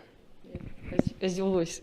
Sam, what can you say? I mean, of course, we don't know the results yet, but what are your expectations? And have you seen the game of Wesley today? I didn't actually see it at all. I was just focused 100% on my own game, trying not to, lose the most embarrassing game of my life. But, I mean, certainly I've been reasonably satisfied with how I've played. I certainly could have played better. I mean, this missed half point both against Vachier in the previous event and then against Predke here are tough to swallow. It's a little. I still remember the last event where I had to watch the ship sail into the rock from the hotel room when Vachier managed to lose an absolutely winning position to Andrei Akin, and I didn't get a playoff. And I just remembered that game with Sasha Grischuk. I wanted to, get a fighting game and play for a win. So I played the Najdorf, but okay, I just didn't really get a chance because I was forced. Today I sort of remembered that and thought I should avoid the same situation. But, when you're white, you should be able to do more than when you're black. And I certainly hope I get to keep playing chess tomorrow, but I guess I would be lucky to do so, both because I easily could have just lost today and also because, Wesley can win. So I just hope I get to play tomorrow. Well, technically, there's a way you don't get to play tomorrow, and you would be very happy about that. Yeah. Okay. Well, if Predke can be my hero, that would be great. So yeah, he's lost a couple of games in a row, and now is black, so it's tough. But if he wins, I guess. Buy him a dinner. Yeah, he'll still be going home, but I'll buy him dinner, drinks, whatever the hell he wants. So, Okay. Thank you so much, and we're waiting for the result then. Thank you.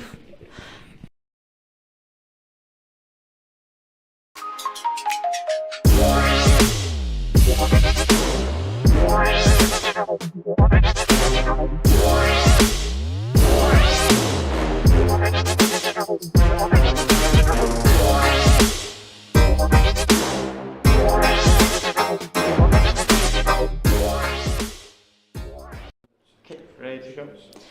Shahryar, Daniil, the game finished in a draw. It was too quick. I haven't prepared any question even. So what happened today? Okay, we just,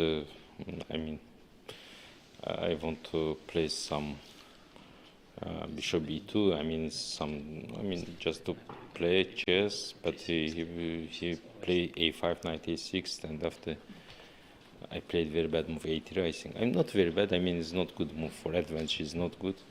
And after my again queen b3 move is next. I think bad move. I think okay, it's time to play knight h4 because his position is near equal. I mean, it's normal position. If I will not play knight h4, he will play e5, and okay, it will be not easy. For this reason, draw is also good. I mean, yesterday I played very bad game against Dominguez. I mean, I got losing position from the opening. I missed a few moves. And for this reason, today is, I think, draw is okay. Draw was also okay for you today? Yeah, but it happens sometimes. Yeah, I think we were both fine with playing. Like, you don't play knight f3, e3 to make a draw, and also you don't play a5, knight a6 to make a draw. But it's, I think, yeah, about both of us, you know, like, sometimes we really want to play, but somehow, like, one move wrong, and we feel like, okay, actually, it didn't really go well. So yeah, like there was no plan to make a draw, but clearly there was also the relation between these other game. Yeah, Dominguez, it doesn't feel like he's exactly crushing for the moment. So clearly, I also realized that actually a draw is like fine for Vachier, and for me, okay, like I don't really care anymore. I was fine with playing, but not playing is also good. Like I think when I was a kid, I came to the town memorial once, and there was a press conference after the game between Fabi and Shach. Like it was a very interesting game that finished in a draw, and Shach said at the press conference that well, it was a very, very nice, interesting game, but it's kind of sad that we played for so long. So these terms, this game was perfect. Yeah. Vachier, before you agreed for a draw, did you check also the game between Linier and Vincent? Of course, no. No, I mean, it is, I mean, if tiebreak is tiebreak, if not tiebreak is not tiebreak, it's not very important. I mean, it is just tournament, and I mean, no, I mean. You mean it's not so important for you? No, I mean, it is why is I mean important, but okay, but what I can do, I mean, if I will, I can stay here also more for hard to watch this game, but it will not help me. I mean, I just want to relax and to see how he will play. Okay, and to my last question, Daniel, it's like the last day for you here. So what can you say overall about the Grand Prix, your experience here in Berlin? Yeah, well, in terms of result, clearly it was not exactly great, but yeah, in general it was. I mean, okay, we obviously have two really different situation during the first tournament. It was just great. It was like great fun to play, and also the atmosphere was good and so on. Now, like with all the politics and stuff, clearly, yeah, I think it's tough for everybody, not only for the Russians, but clearly it was hard for me to like enjoy the Berlin as much as I did the first time. But at least, yeah, the weather is good. What I can say, like I think it was. Like all the guys could do for us to feel well, they actually managed to do. Yeah, so these terms I'm thankful. So yeah, I mean, if I didn't play well or as the games were too short, okay, I'm sorry. I really tried. I mean, sometimes it just doesn't work. Yeah, I'm not sure if we meet again for the interview or not. So what are your comments about the tournament and organization in general? I mean, of course, it was very important for me. First Grand Prix, I played not well. And for this reason, yeah, it's like for me tournament and like holidays. Also, I walk every day. Is very good. Berlin, I like Berlin, and I mean, it's just normal tournament. I mean, I wait when will be next tournament. I mean, just it's for me same. I mean, We'll see. Okay, thank you very much for your comments and participation.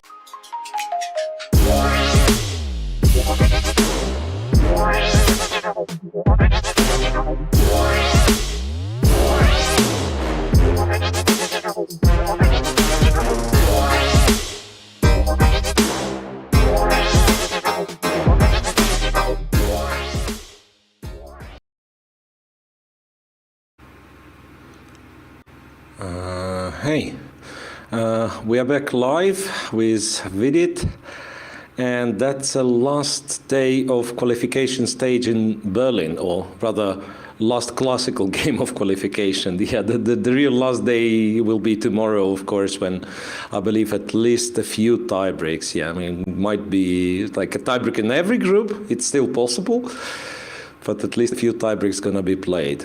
Yeah. By the way, what do you think of like the overall interest in GP? What did you notice of the fans? Were they like hooked onto it and like they were following closely? And how was it overall, the perception? Well, I think, and that's only logical, so that the audience kind of, when the tournament starts, it's a lot of people watching, then it kind of loses interest, and that's once again some people leaving. I mean, you were supporting, like for instance, you were supporting Dubov. Now he's no longer playing, for instance, right? And then obviously when the final comes, then everyone wants to see the winner. So it really helped. I think, you know. No, sorry, go on. First, yeah, it really helped that Naka won the first stage, so we had a lot of viewers. I feel like the format of classical should be reduced. Like, you know, it could be the new classical format could be like 1 hour and just 30-second increment, like no additional time afterwards. Okay. Could be. So then our viewers live, and if you're watching this recorded, it wasn't me saying that. Yeah, I mean, honestly, I was planning this speech. I mean, I've said it for the few times already, and I was planning the same speech today. And I can be labeled as biased because they pay commentators on a daily basis, not an hourly basis, right?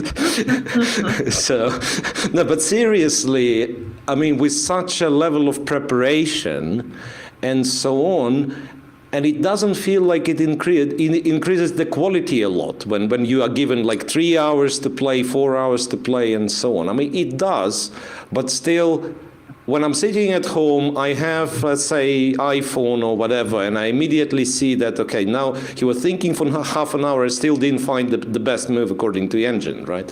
So there is no mystery anymore. And in modern era, kind of waiting for 5 hours is something perhaps not that dynamic. Yeah, I mean, it can be experimented. It can be tried out at least. Of course, the more the time, the quality does get better. Absolutely. I feel, because Rapid has more mistakes, let's say. But I don't know why it's not tried. Like, you know, classical chess with new formats. It's the same old, like there's no invention there. Yeah. I was wondering, it will be interesting to see like a 1 hour classical. Maybe it could be a lot of fun to watch.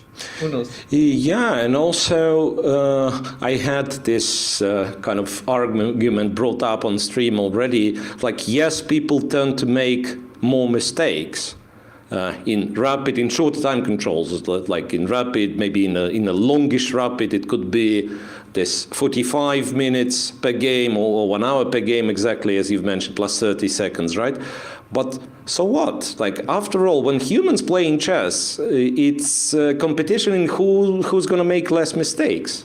I mean, if you rephrase it, I know it's a strange way to look at things, but in fact, yeah, I mean, you're waiting for your opponent. We work all on the assumption that the game played correctly is a draw, right? And you're waiting for your opponent to make more mistakes or provoke him to make mistakes, try to get him into unfamiliar territories to make mistakes. And yeah, who makes less mistakes wins. Yeah. I mean, it would be interesting. Like, I don't remember ever seeing a tournament with this format. In Chinese league, they used to have like 1 hour, 30 minutes and then no additional time. And in Dubai Open and stuff, I've seen this 1.5 hours. But maybe, you know, 45 minutes, as you said, or in India, we had some tournaments where it was 45 minutes plus 30 seconds. But it was counted as Rapid, not like... not the classical, yeah. Because it was tried out, in fact, in Zurich, when it was this Zurich chess meetings organized by Oleg Skvortsov a few times. I mean, a few years back was the last tournament, I believe. And one of the tournaments they've tried, 45 plus 30 or 40 minutes plus 30, I don't remember exactly. And they could play two rounds a day with this time format, so you can actually have kind of shorter tournaments.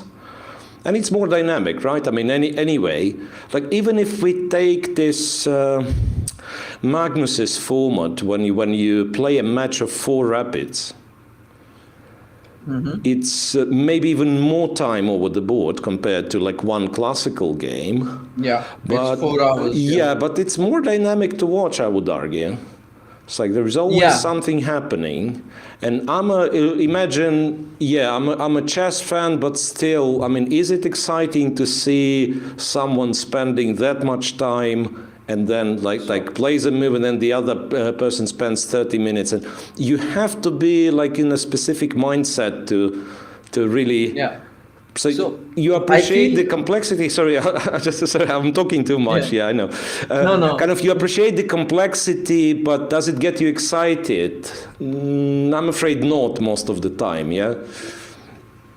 So, like in high stakes game, let's say a world championship or like a candidate where like, a lot of things depend on that game, then you're hooked because the stakes are so high. Like world championship, I did not mind watching. Absolutely. Like world championship was one match where I watched the game live entirely. But let's say this Grand Prix, when I did not play, I could not follow it live all the time. Like I was checking in and out a little bit, following through the tweets. But otherwise, it was hard for me as a player also to, watch the game entirely for the duration. So maybe, I don't know. Yeah, That was that's my feeling. interesting. That's interesting. And also Grand Prix, when you hear the word Grand Prix, you kind of, it has its, kind of dynamic taste to it. So like I'm thinking of Formula One Grand Prix or stuff like that. So it has to be something very dynamic with things changing and all the... Yeah. Yeah. What we think of Nakamura's position? So first question is why not to take on A5? Yeah, then that was my question as well. Hang on. Yeah, Queen takes A5, and I assume it's one of the knight's jumps, right? D5. Okay, D5 seems too much. Maybe F5, but I can't make it work. Strangely. Why? It just takes, right? Or maybe you take with the pawn. You don't actually. Yeah, I play EF5. Yeah, you just take with the pawn. And then, then it works. I mean, not being able to make it work, I was referring to this line. Queen G5, Knight G7, Rook G3, and Queen comes back to E5. And probably black is, seems like black is okay. But maybe EF5. Then black might reconsider and not take the knight, yeah? Yeah, But Queen E5 or like something. go Queen E5. And it's not clear how white continues from there. He's still... Exactly. So He's still pawned up. that's why I wanted to play G4. You before wanted going Knight to play F5. G4 first. Forced is... Unless Queen G5 works, but it probably doesn't. Yeah, Queen G5, there is H4. H4. Yeah, just to clear this out. Yeah, H4 and those 3 pawns will never be good enough, right? Usually in the middle game, you'll get checkmated somehow. Right, so therefore, after G4, knight is forced to G7, and maybe we are talking some positional compensation, right? Like. Oh, by the way, I think he took on A5, if I'm not wrong. Yeah, he did. From the Yeah, he live did. board. So now we will see. Now we'll see. Oh, wait a second. The pawn is not on H3. How did it ended up being? No, it wasn't. Yeah, absolutely right. It wasn't on H3. I got confused. Yeah, the engine was suggesting, okay, the very weak engine that I have here, like which doesn't provide the move suggestions, but later on when the moves are played, it enters some short variations, right? It said like H3, but maybe because Rook F1 drops the pawn, maybe that's the reason. Yeah. And Hikaru is one of the players who trusts his calculations a lot. Like if he doesn't see what's wrong with it, he will go for it. Even in this game against Aronian in the finals, if you remember, you were commentating with Daniel, and there was a point where Hikaru took on B2 with the queen. Yeah, which seemed extremely risky, right? But he spent time, he captured, and it turned out there was only a draw for white. Yeah. So Hikaru is that type of chess player who will trust his calculation a lot. Yeah, so g4, right, you're absolutely right. g4 is the move, knight goes to g7, but still, what's then? Knight f5, yeah? Ah, now To- knight to- f5 nevertheless. Aha, and at the very least we are threatening to get the pawn on f7 back, yeah? Also, one of the idea is to go queen h6, rook h3. You know, Yeah. If you So like, for instance, queen e5, we say we go queen h6, and now rook h3. I'm not sure. Rook h3 is, well, at least seems quite serious. Yeah.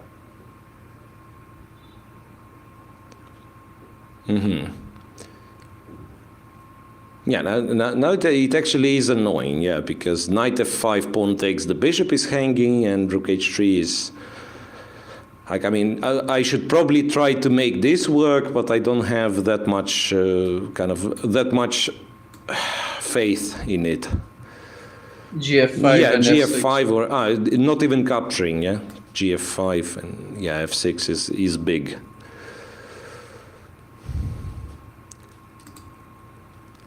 Okay, so after knight F5, the question is what to do. Yeah, how does black react?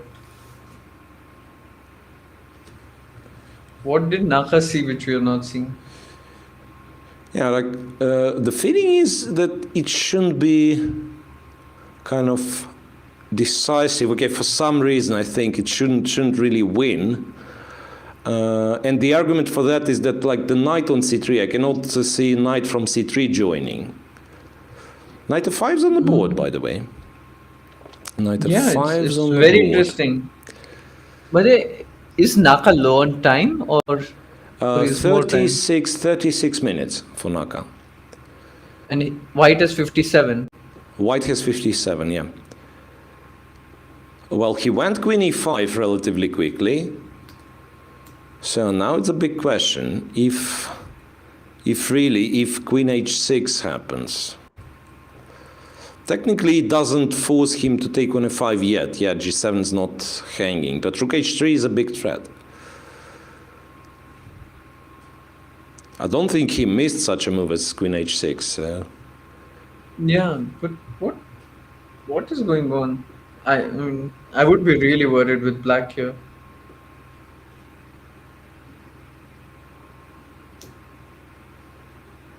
Okay, first we have to see what happens if he captures the knight, right?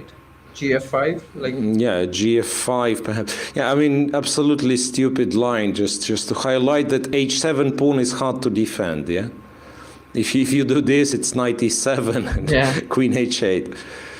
or even rook h3. Yeah, and I queen wanted h8, knight this. e7. Yeah, I wanted this. Yeah, like queen h8, knight e7 checkmate. Yeah, but he might start going knight f6 and so on. And Queen g7. probably queen g7. Yeah, fair point.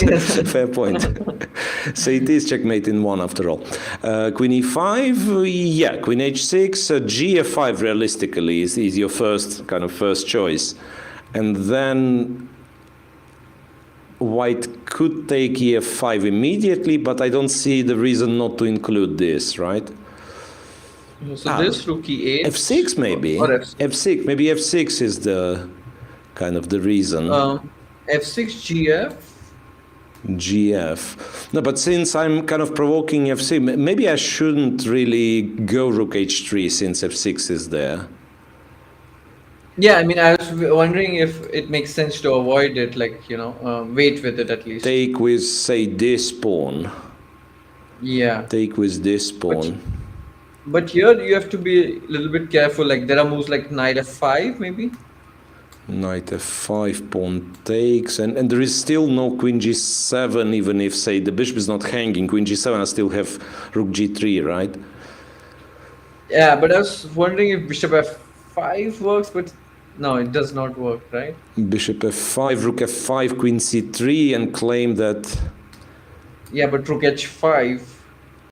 immediately, right? This is not, queen c2, rook g5, yeah. Yeah. Queen h5, and there are checks though. This There are checks, and it might be, might be one of those quirky perpetuals, like where white seemingly has a lot of squares, but yeah, like queen e4 check, and wait a second, there is no check to the king on g3 though.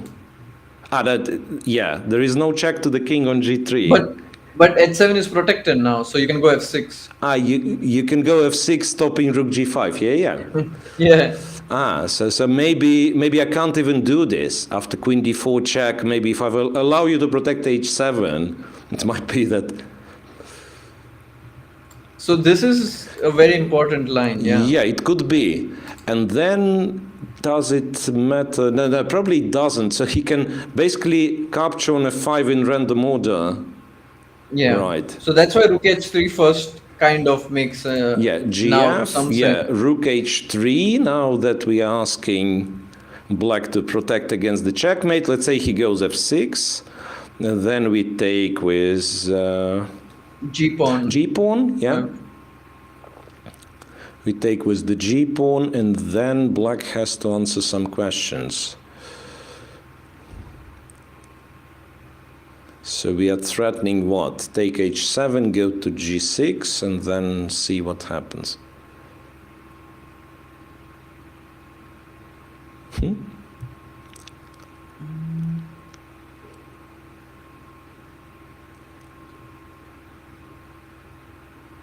It's just bishop d7 or something? Yeah, that's what I'm debating. At a bishop c8, for instance, it looks scary, but how scary is it? It looks wrong. It feels wrong as well, somehow. How scary is it? Like, check over here. But maybe I do win, look. Check over here. Maybe it was better. Maybe it was better to hit. No, king g8. I thought this, and queen e7 or what? Rook f7. Rook f7, queen h6. I thought was. King f8. You run away. That's not fair. That's not fair. Yeah, rook f7, specifically rook f7 to have king f8. But I mean, somehow I feel like king h1, rook g1, even there should be. Yeah, but for that, I had to play bishop d7 perhaps, so that I would have, maybe I would have bishop e8, yeah? It still feels stupid, right? I mean, you allow white to have a perpetual, and it's kind of a free roll, as they call it, right? I mean, white always has a perpetual and can kind of search for more. He has 50 minutes to do so. Can we briefly check after queen h6, gf5, rook h3, rook f e8, just to compare? Yeah. Rook f e8, and then white once again takes on f5, maybe still with this pawn, whatever. Yeah? Yeah. Is there like some difference? Threatening f6. No perpetuals of some sort. Can I take on f5 twice? Would be my question. No, that's like not. I go queen h7. Knight f5, queen h7. You take on f5. Yeah, doesn't really work this way. Wow, super risky, no? What Hikaru did. Yeah. No, I think if anything, he has to go f6. Because this I just don't know what the kind of f6 is more of a threat than taking the bishop, and probably the primary threat is to go f6. And how do we stop this? I'm yet to understand. Yeah. Like, if you think about this decision of queen a5, I mean, I would love to ask Hikaru after the game, like, what was the thing? Like, did he miss something, or he believed that f6 is a draw? Because even if you see all this, you would feel a little bit worried, no? Yeah. To go there. Yeah, I agree. It's like 8 moves from here, or I don't know, 10 moves from the current position, and once again, your opponent's guaranteed a perpetual check, and he's attacking, right? And can you be sure that this is a draw? And especially since the position on the board before you capture the pawn, it doesn't look like terrifying. Yeah. Maybe it is. Maybe it is. I don't know. Maybe there is like a plan of, not sure, h3, g4, and you end up with knight on g7 for nothing. But that's once again, that's to be checked. Okay, it's very interesting game of Hikaru. Yeah. By the way, I think Levon is worse. Levon is So worse. that's also a very Ah, important game. Yeah. That's a very important. That's a very. And Anish is worse. So many games like suddenly have changed from equal. Linear is worse. Predke is worse. Okay, many games to check. Whoa. Yeah. So for Levon, after his g5, bishop d2, he went to g7 with the bishop. Now it's actually the current position. I'm really worried. Sorry, by the way, I just read in chat the defense I saw. The chat told me the defense in Hikaru's game. It's after queen h6 to take bishop f5, not take pawn. And so that rook h3, you have knight h5. Wow. And then, yeah, and that's why actually, yeah, when I said we kind of both were right, when I said like you take on f5 in a random order and the order has to be not so random, yeah. Yeah. It has to be not so random. So you take with the bishop first, yeah, and then... Yeah. So, okay, and so, Hikaru, sorry, you were saying something. Yeah, and Hikaru is the guy who can find it, yeah. Yeah, otherwise you wouldn't go for it. Yeah. So here, I'm really worried for black. Rightly so. Bishop b4 is a strong threat. By the way, if Oparin wins, does he qualify? That's confusing. Wait a second. He's on... No, it's a tie. It's a tie. With Hikaru. It's a tie with Hikaru in this case. Assuming Hikaru doesn't lose, right? So if Hikaru reaches semis, he's almost guaranteed qualification. If he reaches semis, he's tied with Rapport. And I think that the kind of, so it has to be someone who Anish went to the semis. So it has to be Anish to win this event. Yeah, and then we will have the situation I was describing, the kind of the three-way tie where only two players go in. But Anish is losing, so that's unlikely to happen now. It looks like. And who was in the other semis? Dominguez. Okay, Dominguez could be our other candidate for this. But he's worse right now. He's worse. So once again... Everything is going Hikaru's way, yeah? Yeah. But clearly Levon is struggling. Like, I don't even see a move how to play with black here. Like, you play fe5, then there's bishop b4, fg5, all kinds of stuff. Like fe5, I'm not even like in the mood to consider because fg5 and sort of the structure is bad till the end of the game, right? And of course, you try bishop g5, bishop b4 and stuff like that. But even like it's enough of a reason. Yeah, I take the e5 pawn, he takes the g5 pawn. Or even bishop a5. There is also this bishop a5, by the way. Queen takes and take on d7, and it just looks so ugly. Exactly. It looks so ugly. F5 by some chance, trying to block stuff, but then you're kind of playing bishop down. Maybe it's not so bad. Again, bishop a5. You still have this trick. I'm sorry, that's the wrong piece. No. Might not be that bad. Then I take with the bishop and I try to checkmate. But yeah, bishop a5, queen a5, queen d7. So now the rook is hanging, e6 pawn is hanging. This looks quite bad. This would never ever offer you enough compensation. White can actually take in on e6 intermediate. Yeah. So it's not f5. It's not. What's the move? Just take everything. Take on f4. Take on e5 and pray. Bishop c6 maybe is one of them. Bishop c6 might at least eliminates this bishop a5 threat. No, but bishop b4. Bishop b4. Queen d1 you have to play. Yeah, probably have to trade the queens. Rook takes. Rook to f7. ef6 and feels just... Yeah, that's also like a really painful... I would describe it as a really painful experience playing this position. No, I think Levon is in big trouble, big trouble. Also, the moves are for white are much easy. Just the problem is he has many options which look good, but the moves are not really like tough. Yeah, yeah. Levon looks in big trouble, big trouble. Yeah, even on the clocks, 37 minutes each.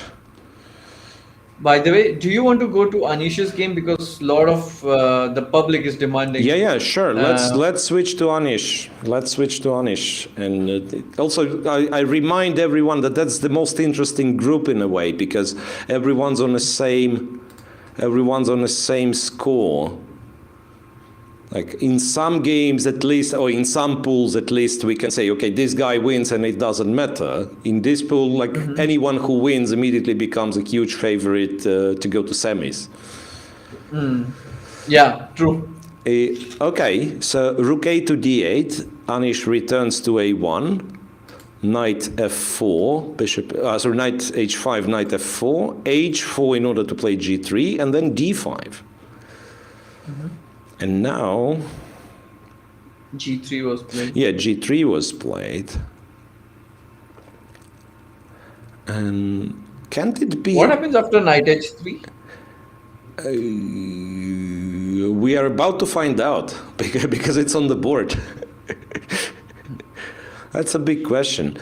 Yeah, I mean, King g2 also played, I think. King g2 played. King g2 played, but then it's a very ambitious, right? Very ambitious statement, so that the knight on h3 will never come out, will never be sacrificed on f2. But the thing is, it's very hard to attack the knight on h3. Yeah. That's the problem. No, I'd be certainly worried with white. And there is also, look, there is also some trick of, I'm not sure how it's done, but kind of playing bishop to b8 and then capturing on f2, something along those lines. So maybe it's ed4 in this position, which you should check. Like ed4. CD, let's say. Probably CD, yeah. And like DE, well, it kind of helps white a little. Looks like that, it helps, yeah. Yeah, I mean, like it's not clear. Yeah, it's clear. A complex thing. By the way, how about like? So it happened in the game. ED-CD played. Okay. Oh, is it knight f4 by any chance? Yeah, knight gf4? I was thinking like knight gf4 and take with the queen, because you have like squares, right? Knight f4. Oh. And we are working on the assumption that the knight has to be taken, right? Because what else? Like you go to h2, it's knight f2. Yeah. You take the knight, it's a check. Black already will have enough material, so it's not even... Okay, it doesn't make sense to discuss. So takes over here, and then queen takes. And this looks nasty. Yeah, like it feels like, first of all, like black is guaranteed some sort of perpetual, right? And it only can get worse for white. But it's one of these situations, if you don't play this move, maybe you lose the advantage. Could be. You have to ED. Well, actually, was CD4 played as well? Because I only see ED4 on my live board. Did Anish take the pawn? Maybe not yet. Not yet. Maybe not yet. It's hard to think. Anish is thinking. Yeah, it's hard to think of any other move, let's be honest, right? Knight d4. Knight maybe. d4, yeah. But knight d4... But still knight f4, yeah. Yeah, knight d4, I mean, there is knight f4, there's also... Or knight h4. Knight h4 this time, yeah. There's also perhaps a possibility for bishop b8 now, and then you have like all the various threats like knight h4, knight f2. Yeah. No, but I don't see how to play with white, because knight f4 is so annoying. Yeah, looks pretty dangerous. Looks pretty dangerous. So it will be quite a comeback from Amin, who would happen to win against Nikita, then lose the game. No, didn't lose the game yesterday. I mean, that's the key. He was lost against Yu Yang-gi, and he saved. And they are repeating. I think Vityugov and Yuyangi, they're repeating. Aha, so the other game they're repeating moves. Yeah. Oh wow. So this game, I mean, might just qualify. Yeah, that'd be you know, quite a surprise, but he would deserve this. He would deserve this absolutely. Like after the second half, that'd be interesting. Well, I didn't follow the game, so I don't really. No, he know the started on details. -1, like losing to Vityugov, making 2 draws, and then he came back against Vityugov, then made a draw yesterday, and yeah, like scoring 2.5 out of 3 is not bad against such an opposition. So Yuyangi and Vityugov, let's see what happens. Not even, Bishop a5, knight e4, bishop b6. Yeah, knight c5 is bishop h7, so they have to repeat. Has that some sort of a setup that is like automatically, yeah, you can't play knight c5, bishop h7 is there, and then the rook drops. After rook b4, bishop a5. Bishop a5, yeah, it's a draw. Is it a draw already? I mean, could white try, like, yeah, black obviously cannot, right? Black cannot run away. I was thinking a5, is a5 ever a move? Then bishop f6. Yeah, like I'm attacking a6, you're attacking b2, and you're already a pawn up. Yeah, that's yeah. It's just that sometimes I want to try like any desperate attempt, right, to play. But yeah, that's a wrong kind of a wrong position to try. So this game is done. We can move on. I mean, if this game is a draw, then it's all stakes on Giri Tabatabai, and yeah, if Amin wins, that'd be quite a performance. Yeah. Yeah, I think he'll find knight f4. It's not that tough. Yeah. All right. So this we almost certain it's a draw. Bishop. I think.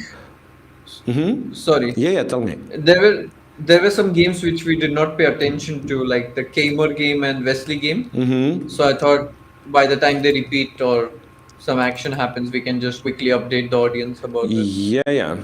Wesley's game, but as we said, Wesley's game is going to be long, and that means not much has happened since we've seen it last time.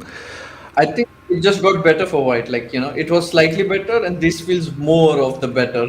B3, yeah, and then with black, like you never know, right? I mean, go for an endgame and then suffer immensely, or keep the queens, and then the queen is kind of strange on a3. It's a very annoying position, in fact. Yeah. Okay, bishop b5. It's so easy to play with white here. Bishop d3, g3, king g2, and like black's pieces, like there's no threat, like absolutely. Yeah, there's exactly what I was thinking. So technically we could say that black's pawn structure is more compact, like white has to those isolated pawns on d4 or b4 or whatever, b5. But how do you attack them? You really cannot. Yeah, and it's like this Mark Doretsky's principle of superfluous pieces, yeah? Like the knight on b6 and d5, they like, get in each other's way, so they don't really help each other. Yeah, but on the other hand, like whenever you move one of those, and you probably move the b6 knight, if anything, yeah? Ooh. And then d5 is not stable. Huh? Something happened? By the way, Levon blundered is what chat's saying. Blundered perhaps bishop a5, he blundered maybe your idea. And then, okay, he played fe5. We shall see. Anyway, conclusion about this game: Wesley is not winning fast, but he is much better, right? Yes, good conclusion. Yeah, I mean, I think it's not like black will collapse in the next 5 moves or so, right? I mean, he's still solid enough, but that's a very annoying position and long-lasting advantages, as they say. Levon just took on e5. And that means perhaps your bishop a5 move crashes, and it's played. He played bishop a5? He played bishop a5 quickly. Yeah, it just looks busted. Yeah, our analysis was spot on, so that bishop c6 was the best chance, and still still kind Our of... analysis is top notch, so Yeah, but I don't doubt it. then then it brings back the argument why they have so much time if they still make mistakes. Well, it was already a tough position for Levon. Yeah, so. if all right, so probably he can't take at all. Maybe knight c7 and it's not like I believe in black's position, but queen a5, queen d7 looks finished. Well, knight c7, knight c5 also looks. Yeah, that's knight c5. I don't even have. Oof, it's a pain. Yeah, the question is like you want to find the most clean one, like knight c5, maybe ef4. I don't know. Spoiled for choice. Yeah. Yeah. Wow. Yeah, I mean, after knight g7, almost anything. I mean, some sadistic minds could think of taking on g5 and keeping, all the threats. I thought of it. I thought of it. Keeping all the threats and then to add queen h5 and stuff like that. Yeah. No, it's really terrible. Oparin is. Sorry, please go on. Yeah, it's really terrible. I wanted to say that Oparin is doing to Levon what Levon yesterday did to Yosipenko, more or less. Yeah. Yeah. Yeah, each move you play and your position gets worse. I mean, sometimes that's the case. Oparin played great, no, this tournament, like very consistent throughout. He was also winning against Naka in that King's Indian. Yeah. He surprise. Yeah, so he might be tied for first, and he leaves an impression that if anything, he underperformed in terms of score, right? Yeah. Oh my God. Any news? Yes, in Amin's game, some action happened. Some action, yeah. Let's go check the action. Also, let's not forget we have Hikaru, so we'll check this one as well. Yes. But I like this kind of a round when everything is happening simultaneously. You are switching between the games. So in Amin's game, we are shown Hikaru's game. Is it? Or it's? Yeah, we are shown Hikaru's game. Yeah. Okay. I can switch to this one. But there are no moves. No moves from Hikaru, yeah. Or rather from Yosipenko, yeah. In Amin's game against Giri, knight f4 happened, right? Or what? Knight h4 happened, in fact. How is that? Is it true, though? It says knight takes... Seems like... Knight takes h4, gh4. I think it's some error. Yeah, I'm sure knight f4 was played. Yeah, because knight h4, and then... Yeah. Even if it somehow works, it's too brilliant to be true. Yeah, knight h4. But I think on the stream, audience don't see it yet. The game. Yeah. We need it, yeah, absolutely. So if there is an option, we would like to look at pool D, Giri against Tabatabay.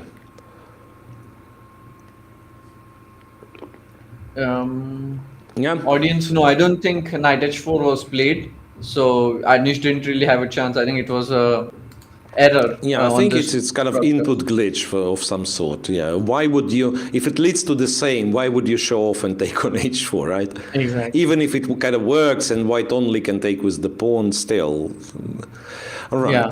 So anyway, we've gotten to this position and Anish already has played e5. Here, so now there is a check.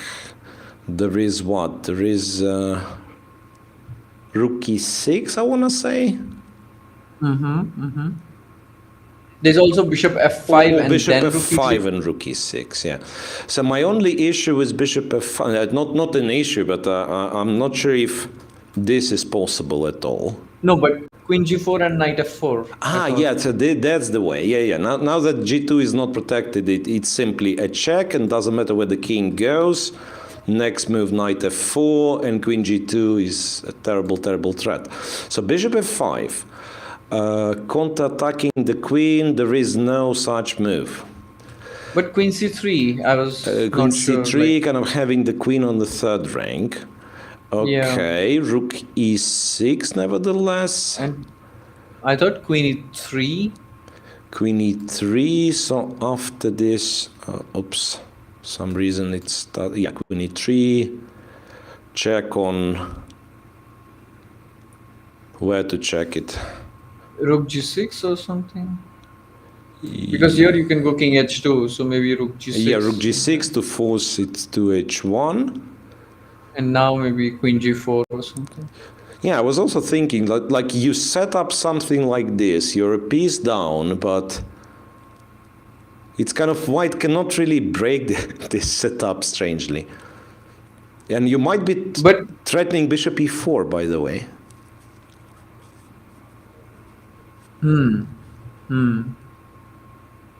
Yeah, it's a possibility.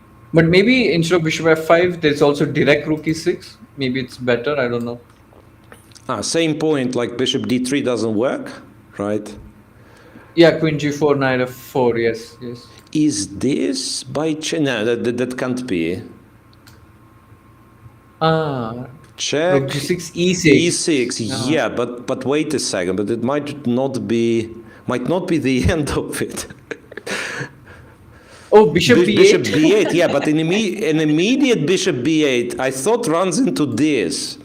I mean, I'm not sure. So I was thinking maybe I give a check, go bishop b8, but then I kind of can't really find the checkmate, and I'm already 2 pieces down, which is a bit too many. Yeah, perhaps that's too much. So maybe that's a chance. I mean, king h3, because otherwise, yeah, like if you cannot stop rook g6. Then maybe you are just busted. So then this bishop f5 move, yeah? It looks like yeah, so one more time. I mean, I still kind of in disbelief. I almost want to say queen g4, rook g6 double check. I mean, nonsense like this. But king f4, of course, yeah, of course. Good try. But imagine, yeah, somehow f4 is controlled, and then this would work. Double check, he goes to h5, and bishop g4 checkmate. But that would be actually, by the way, they should really start this brilliancy prize games, kind of back. I feel. Yeah, it's so like, it rewards beauty and like, playing a great game.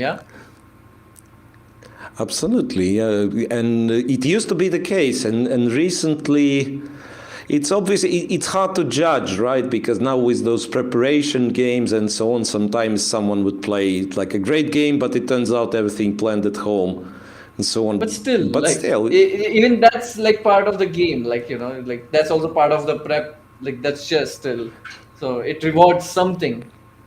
Yeah, I totally agree. Okay, so I mean, how much time does he have? 26 minutes. Computer perhaps already claims that black's winning. Bishop f5, I think that's the move. Bishop f5, and we said what? We said queen c3. Yeah. Rook e6. Rook e6. Queen e3, and we said the check. King goes. Queen goes here. Yeah, the thing is, it's not hard to calculate, but it's more about evaluation. Like you go here and it's not really forcing. Like you pass on a move, you don't really have a very clear threat. But bishop e4 is like hard to see from afar, and that it's a threat. Yeah, so, but on the other hand, you know what? I would be thinking here. But yeah, maybe that's kind of the King's Indian experience tells me, but I would be thinking perhaps in the opposite way. So that how does white exactly protect in this position? White's you used to play King's Indian? Yes, quite a bit. I mean, and if you'd ask me about like the best games, it would be most of the time would be King's Indian answers. So really, I mean, nice. It was. There were times, yeah. So what I would say about this position, like the position we had on the analysis board, that I can hardly see how white escapes from this corner. Like he cannot move the f1 bishop, he cannot move the f3 knight. And it kind of hints at the fact that I'm probably allowed quite some time. And then you start finding ideas like rook e8, rook takes e5, for instance, which is a legit idea. strangely. I mean, it's 2 moves, and probably white can do something about it, but... No, I see Amin is about to play a move. What do you think he'll play? Do you think he'll play bishop f5? Yeah, he does. Yeah, I think he does. He went close to touching the bishop, but then he hesitated at the end. Yeah. Is it possible that there is kind of an easy alternative? No, okay, it doesn't matter. Bishop f5 is on the board. Yeah, he did, yeah. Bishop f5 is on the board. For Anish, it seems that queen c3, queen e3 is what he has to do, right? Oh, by the way, I think Andre has been thinking for more than half hour, if I'm not wrong. Against Naka, yeah. Yeah. Anyways, yeah, just wanted to point that out, that he went low on time against Shikaru now. Bishop f5. What do you...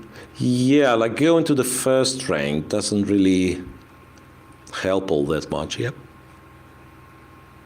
I think it's just lost. It's just busted.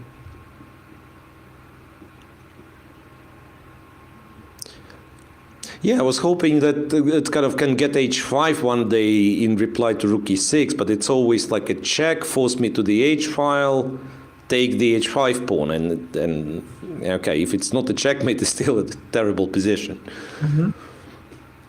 So let's not forget that, yeah, like black also can sometimes just switch to material grab if there is no checkmate, which, by the way, I don't see defense against.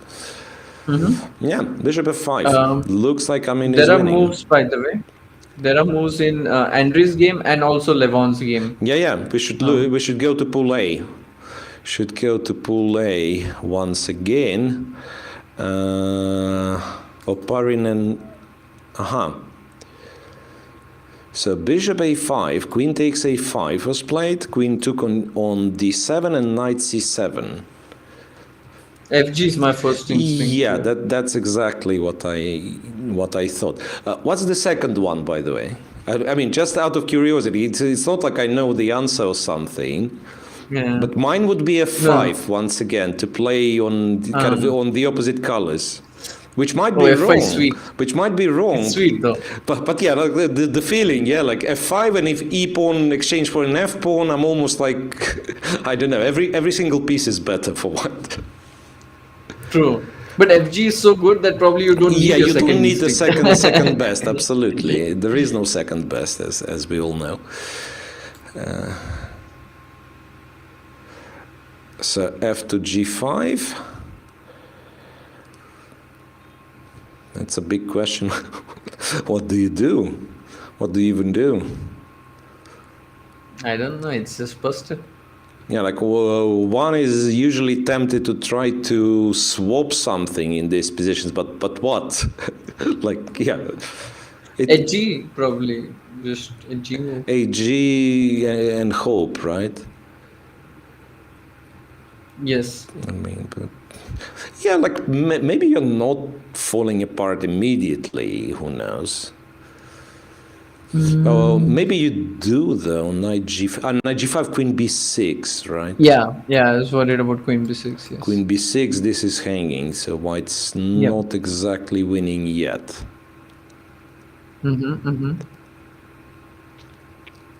Or maybe he is winning, but the game doesn't stop. Yeah, okay, let's... Yeah, that's a better way to put it, yes.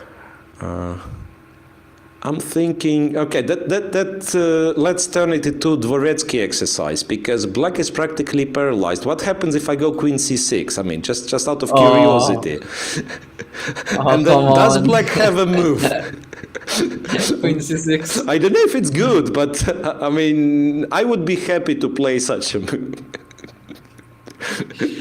I feel like, there should be something more, but Absolutely. I don't see a reputation. No, it's exactly that's. I just thought, and now, okay, if you're serious, probably something like queen e7, and then to queen b6 you can take with the queen on g5. Maybe this is more convincing. Yeah, like queen e7, you attack the pawn, you threaten knight f6, or all kind of things. But how easy it is to make queen e7? I mean, I saw it, but is it like natural in some way? Well, that's a question. I mean, depends on. He still has like 20. I know that's a wrong clock I'm looking at. Oparin is on 34 minutes. Yeah. He was the one though not to find the winning move against Hikaru after he played a few brilliant moves. Bishop f5. Yeah. But he I mean he found Bishop g6, which was amazing. Yeah, but then didn't find Bishop f5. So. Not trying to, kind of. Usually, it's a question here. Like when you are better, you want to usually play the cleanest way. Like, and here you start seeing all kind of goes like Queen e7, Queen b6, Queen g5, Knight d5, and suddenly Black's pieces look like they got life. You want to finish them off here. Like, yeah. What's the best way? Is the question. Queen c6. No, but that's I agree. That's too much. No, but in a way, yeah, I'm still kind of arguing with myself because it actually has a direct threat among other things because Knight d6, Knight b7, yeah. Actually, even Rook f8 and Rook f1 is an option. Here. Rook f8. But it looks weird. Yeah, Rook f8, Rook f8, Rook f1. Because that's... Is it? Because your knight is stuck, yeah. Yeah, Queen b6. Rook f8 and Queen d8. And I can't block with the knight, yeah? Yep. It's a check and knight can't block because queen is hanging and therefore king f7, knight g5 must be. And some bishop e4. Yeah, must be a checkmate. Okay, you say must be a checkmate, but you finish your calculation by saying, okay, at least I can go king f2. Yeah.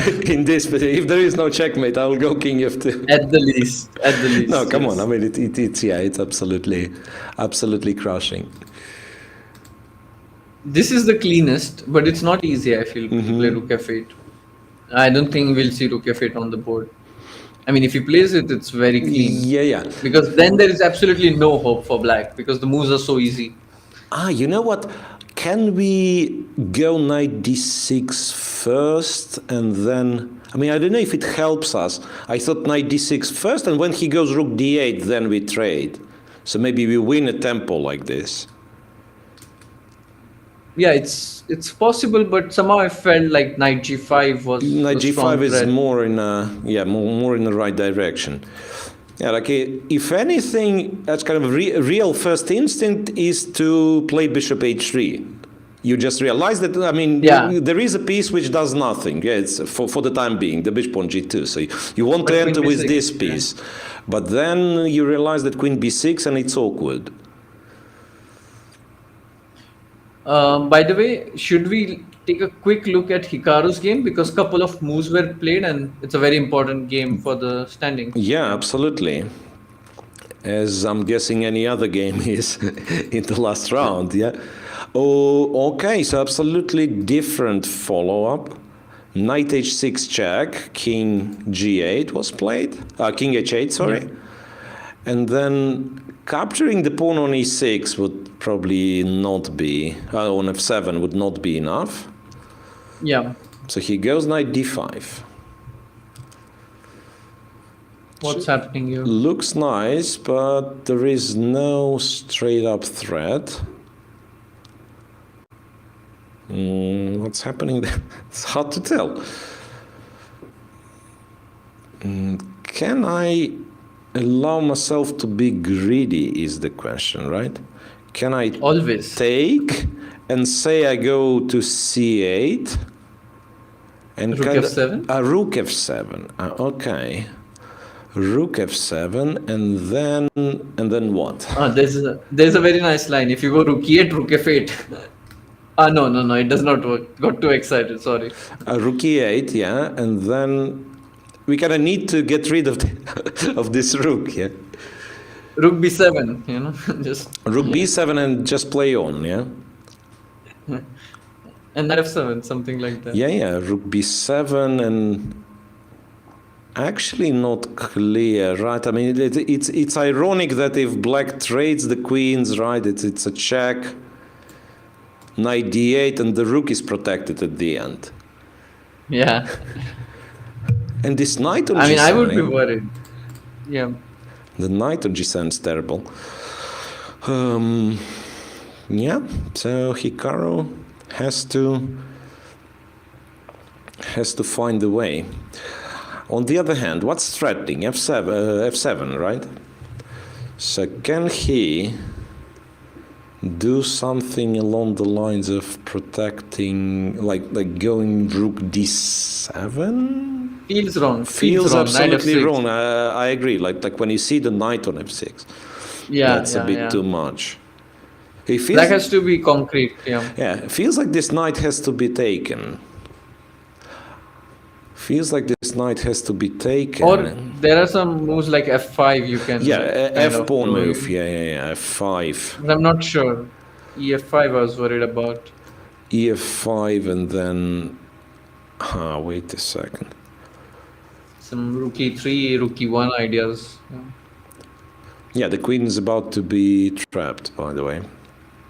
Yeah. So I'll probably have to. And all those endgames, let's say, I mean, first of all, it's not an endgame, but let's imagine it is, right? Even queen g5 or something. Yeah, like probably this wins, but also, like, is Queen it? c3 I would play. Yeah, queen c3, but then I have queen c5 with a check, right? So it's maybe. Takes fg6, yeah. Yeah, I think it's just to say that this is not fun as well. Probably just directly lost also. You'll have to take and move the rook. Yeah. Have to take and move the rook, and then we are talking like two connected passed pawns, the knight on g7. Yeah, it will require some technique, but probably won for one. Yeah. Wow. So it might be a lot of results today. Might be a lot. But for some reason, g5. A g5 What by a move. Naka. Whoa. I didn't consider it, I'll be honest. Neither did I. So knight f6, he does what? Knight e8 Or d. Yeah. I mean, there is a problem. Look, I'm not 100% certain, but I think there is a problem with any sort of d5 ideas because this might happen. And I'm threatening knight f7 specifically, so there is no like h5 Got move. And if knight e8, quite possibly this. Oh, very beautiful, very beautiful. I don't know. I mean, it's a threat of checkmate in one, so it's a serious threat. Very nice.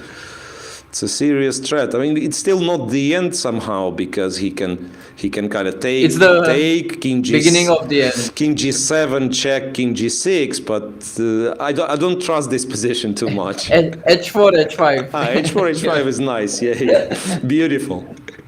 But queen g3. Not so h4. nice. Queen g3 would lose. Yeah, but it's not like white is forced to checkmate, right? He's also probably like winning. Yeah, just queen g2, queen h3s. Yeah. Okay. But g5, wow. G5 is ambitious. So after no, but maybe after knight f6 he has this. And then knight e8, yeah. Knight e8, yeah. And maybe holds somehow.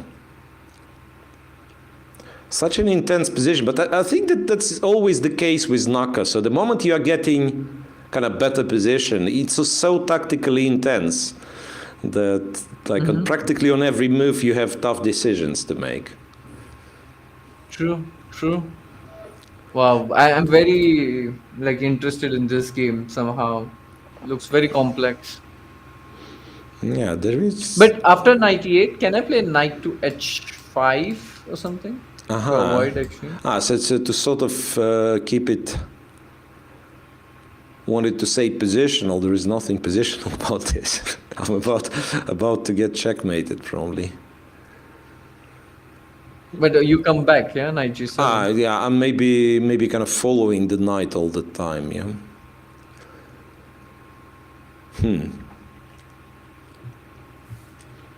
Yeah, so his argument is that the queen is stable on e5 and it protects a lot of stuff. Yeah. Interesting. There is one game which we haven't paid much attention to, but Kamer is also pushing against linear, like Vincent. So that's game also. And Kama, wait a second, he's on what? He's on 50%? Is he? Yeah, but I don't know what's the standings for that. Good question. Yeah, I kind of kept track, but usually Jesse was responsible, so for the standing. So, or we would be shown on a screen. Wait a second. What was the situation? So, yeah, I think Kama Wesley and Sam were leading, no? No, Kama is the other group, right? Kama, Dominguez, Mamdyarov, and Dubov. So it's Mamdyarov on +1, Dominguez on And +1, Dubov -2 compensates for everybody. So Kama must be on 50%. So if he he's wins, 2.5. Yeah, he's 2.5. So if he wins, it's him who is playing the tiebreak against Mamdyarov, not Lenier. Yeah. So he's pushing there. That's gonna be big, yeah. Okay, so we absolutely have to check this game. Kama against Dominguez.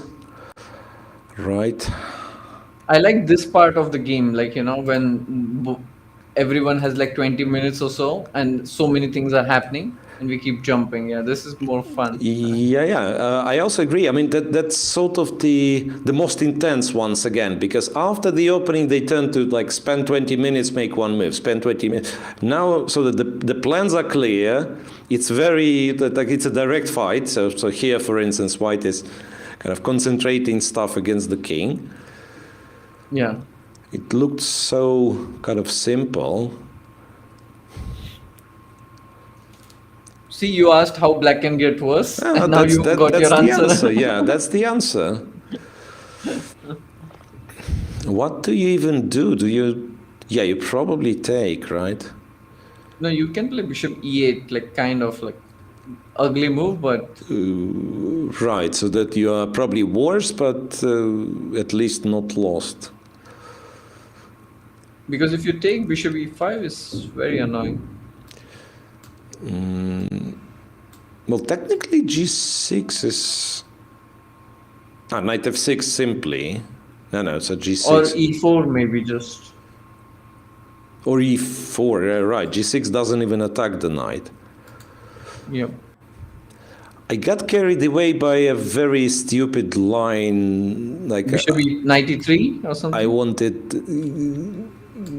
yeah, like, but I don't really know how it works and or it doesn't work, simply. Maybe the reason is it doesn't work. Like, okay, let's say takes and takes on e3. What's the clearest refutation? Because it feels like it shouldn't work, but... Knight f6, queen e4 looks one of the... Knight f6, king goes because it's the only move, queen e4, and yeah, and to add to this, d7 is hanging, so not even knight f5, yeah? Right, absolutely. Yeah, you can take on f6, though. Take on f6, it's a check, bishop g7, I assume. Yeah. Actually, this is not so much. Like, taking on g7 is maybe not so much. Yeah, probably. If takes on d8, then a1 is hanging. Strangely. Yeah. Can this even be like that? Like, wait a second. I have in some order capture here. But you just take back rook d7. Yeah, exactly. I also realized that, like, I was trying to invent something smart, and I'm not sure if I will not end up worse, like d4. after rook d2 or something. Or even queen d4. Oh, queen d4, right. I'm not threatening to take it, yeah. Okay, so black's down to 12 minutes. It's move 20 for him to play. And those guys are both like capable of going into, play your 15 moves on increment mode. Like Kama is a huge time trouble person, and Lenier, I mean, it still amazes me you've probably had experience playing Linear somewhere. Like the guy, he won the World Blitz Championship, right, in Astana or wherever it was.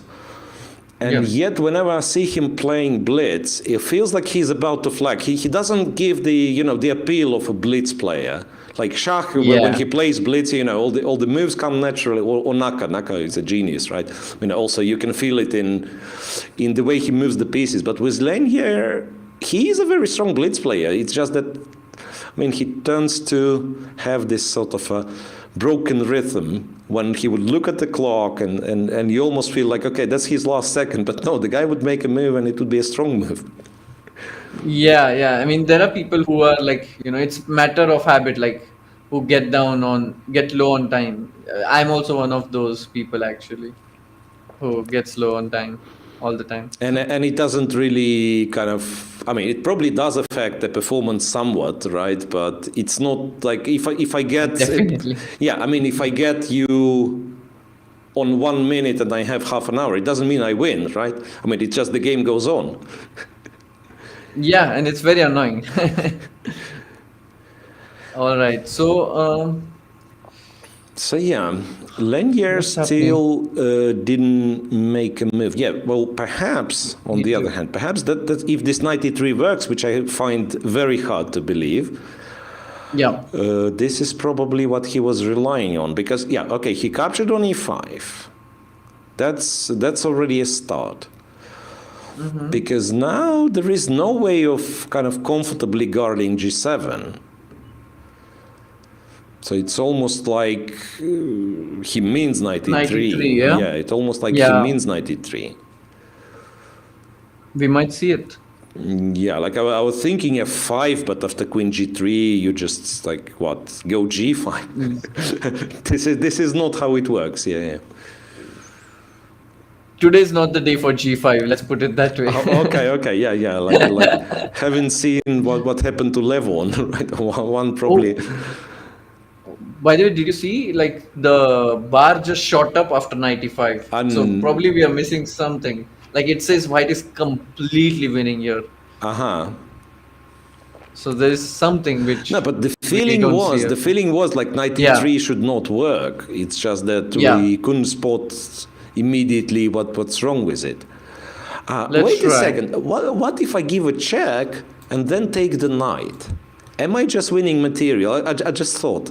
Or queen e3? You mean this thing is hanging at the very end, right? Yeah, and it feels wrong somehow to give this bishop. Yeah, I agree. I just thought maybe that's one of those looks wrong but works positions, right? Yeah. But it's not. Yeah, rook d7 and the rook on a1 is hanging at the end. Yep. Okay, so let's then look for more tricks. So check we set here.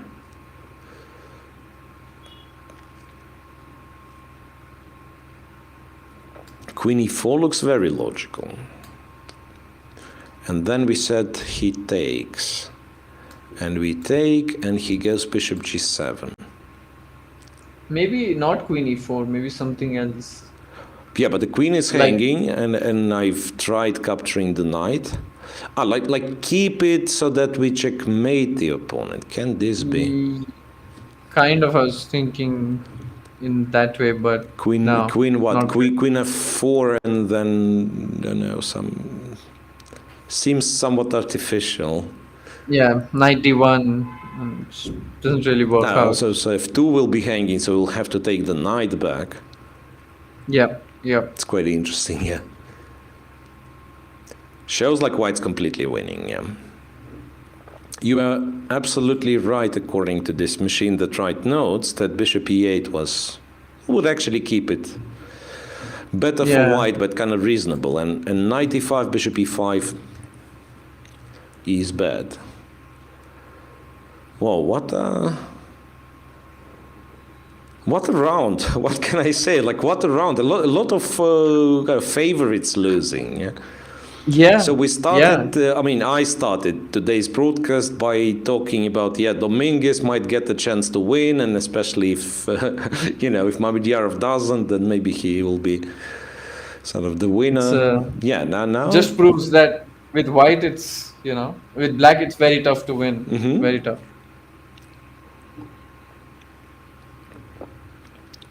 But I still don't see it. That's annoying me. That I don't see the win yet. Yeah. 93.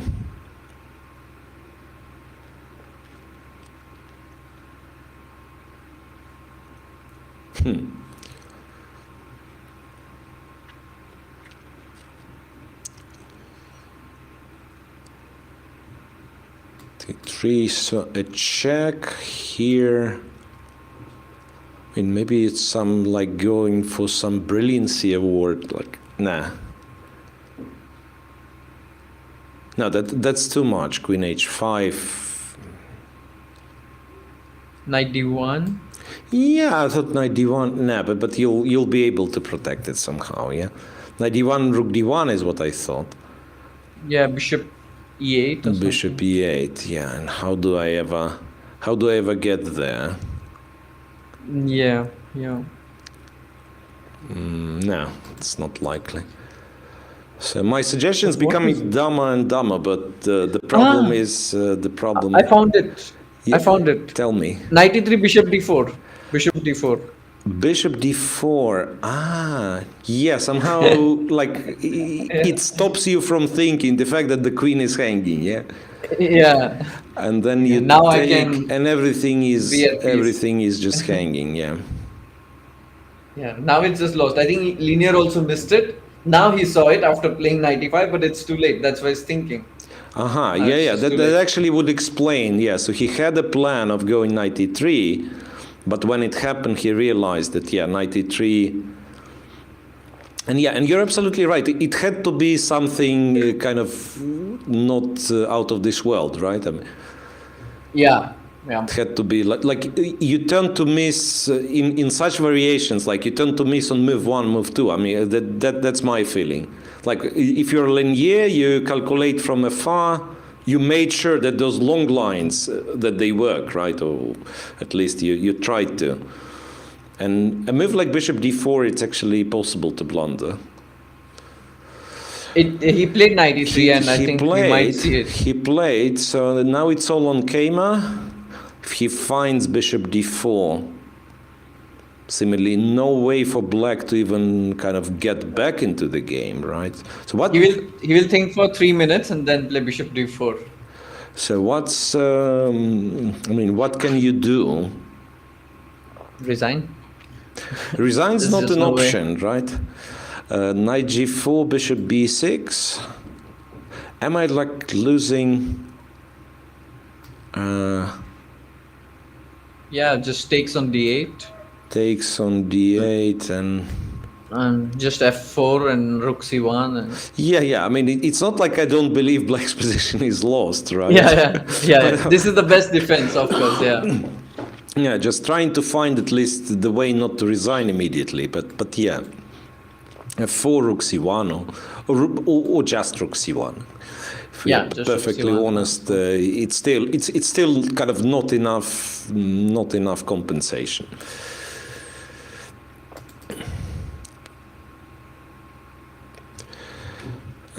So what do you think of? Tell me. I have to leave within 6 minutes, so maybe we can take a break like within 6 minutes, after 6 minutes. Is that okay? Yeah, then I can... Sure. Okay, I mean, we have some time troubles here and there, but we can certainly take a short break. Hopefully nothing will finish during this break. And No, I mean like after 6 minutes, I have to leave. So we can stay on for the next 5-6 minutes. Okay. And then take a break. Gotcha. So now it's a full disclosure. You'll be leaving, yeah?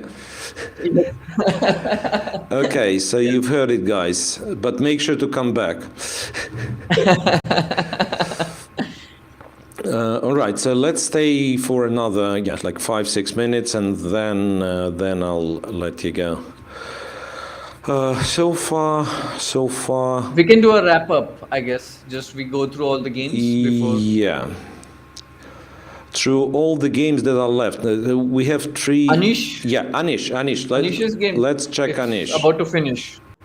It's about to finish. About to finish. Because we actually kind of found everything. Of course. Rook a3 was the move. Rook a3 was the move. And he played f6 here. He played f6.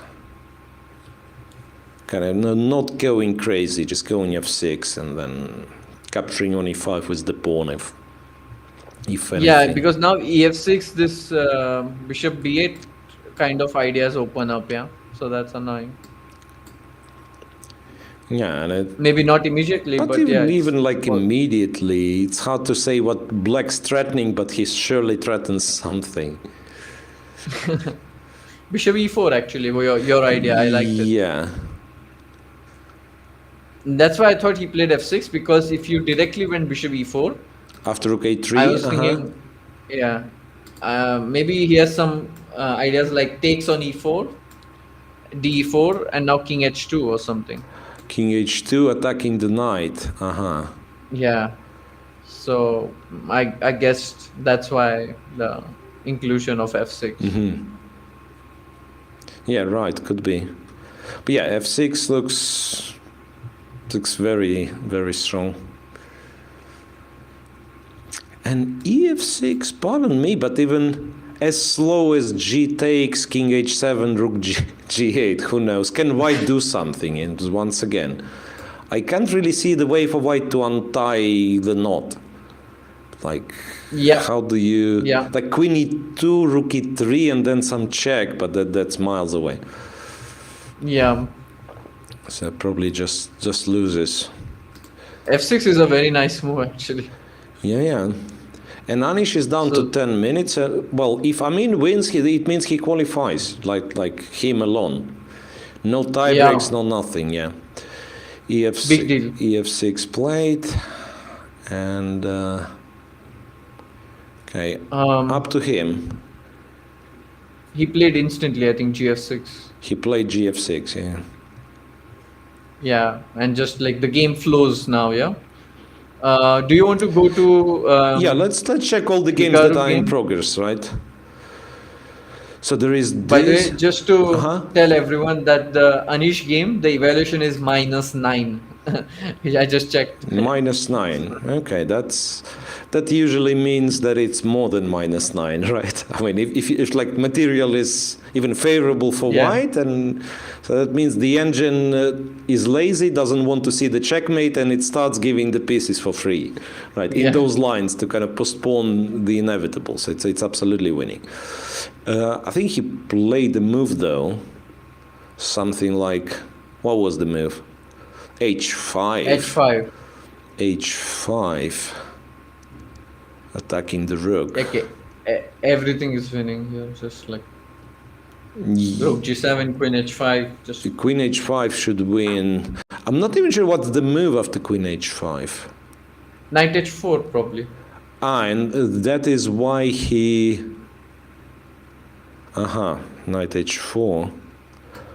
But even so, wait a second, it's a check here, check. Bishop and resigns, yeah. Wait, queen... no, I'm running out of pieces. Running out of pieces. No, I mean, this game is just done. Just over, I think yeah. we can... This is just over. Let's move. Maybe Wesley and Predke, it's this long-lasting thing. Yes. Apparently, Levon is checkmate in 8 according to chat. So Yeah, we should definitely check pool A before you leave, right? So we agreed on this being completely winning for Tabata Bay. Wesley So and Predke probably will be the longest game of today. This looks like it. And then Keima in a very good spot. he played bishop d4 and So he's he is winning. winning. Yeah, Keima is winning. So the only question is like Yesipenko, Nakamura, and Opparin Aronian. Okay. By the way, it's amazing. The Hikaru's resistance, again, you see, today, it looked so tough for him. This knight f5, queen h6. And so he went, again fights. Look, queen f2, he went g for f5. Wow. Yeah. And then captured on d5 and knight h5, and he wants to block it, and somehow he survives, yeah? I don't know. Because f6, knight f4, yeah? Ah, so he doesn't want to block it on f6. He actually is aiming at f4. Wow. What's the material? And even somehow, like, the material is equal. You'd expect... Levon resigned. Levon just resigns to give an simply. update. Oh. Yeah. Then it's GG for Aparin. Okay, maybe we can blame Levon for like not playing the best chess of his life, but still, it's a very nice looking game from the Aparin side. It's a very good game. Very good game. Yeah. So I said said Wesley So will be the longest game, but this might go on as well. It's move 29, and it's very likely that it will. Now I don't see Naka losing quickly at the very least, so it's very likely. I think also Wesley's game, like he's no longer better. It changed, yeah. Yeah, so it might end in a draw, and we might see a tie break tomorrow between Sam and Wesley. Yeah, right. So for pool D, unless something happens, it's Tabatabai. Right, for pool A, by that point, are we guaranteed tiebreaker? Not yet. Naka can win, No. Naka can also lose. Really, right. I mean, anything can happen. Yep. So for pool B, it's Mamedyarov and Keima, it looks like, yeah. So there'll be tie breaks for sure. There'll be tie breaks for sure tomorrow. Yeah. You will have a good day tomorrow. Yeah. No, tie breaks are fun anyway. Tie breaks are fun. And what else? What was the last game to check? You've said Wesley So, yeah. Anish resigned. Anish resigns as well. Okay. So it's a lot of results. He played Rook G7. Black played Rook G7 after H5. Even Anish resigns, and it's official. We actually have our first qualifier, who is officially in the semi-final. It's Amin Tabatabai, somewhat unexpectedly. You wouldn't expect him to qualify after the first half. But then, quite an impressive He played play. a great game today. Yeah. Today he played absolutely great game. Full credits to him. Yeah. All right. And Wesley's game against Pretke, isn't he? Yeah, now it looks equalizing, because G4 and Bishop D4. He threatens G4. If white captures, then actually when you start capturing on G5 and D4 falls, it's anybody's game. Yeah. I feel it's going to end in a draw. Like very strong feeling now. Like G4. What do you do against G4 at all? I think Bishop G5 might be played. Bishop G5, let's say, and then what? Black takes. Knight takes G5, Rook D4, takes on D4, B5. B5. Maybe still somewhat more pleasant, because I'm kind of tied down to the C7 pawn a bit. Maybe practically, could be. Rook G4 to take the. Or you could. Rook E2. So that's what I'm looking like, to play a move with the tempo to capture the other guy. And if B5, maybe that's kind of more equal, sort of. I agree. Maybe, So good chances for Rook A5. Okay. So they actually see their own kind of G4. Rook A5 played. G4. G4 is just. G4 still, right? Bishop D5. That's what I thought. Bishop D5, knight takes, rook takes over there. I don't know, like Bishop E3 or something. Yeah. I was worried about Bishop E3. Bishop E3. This I'm not so sure. But okay, maybe just King G7, King G6 or something. G4 is played anyway, and Pretke is on more than half an hour, so he had time to spend, and he decided to play G4, so apparently it works. Okay, so 3 games in progress. Yesipenko Naka is unclear. This one perhaps turns towards a draw. And then Keima, who has a winning position against Dominguez.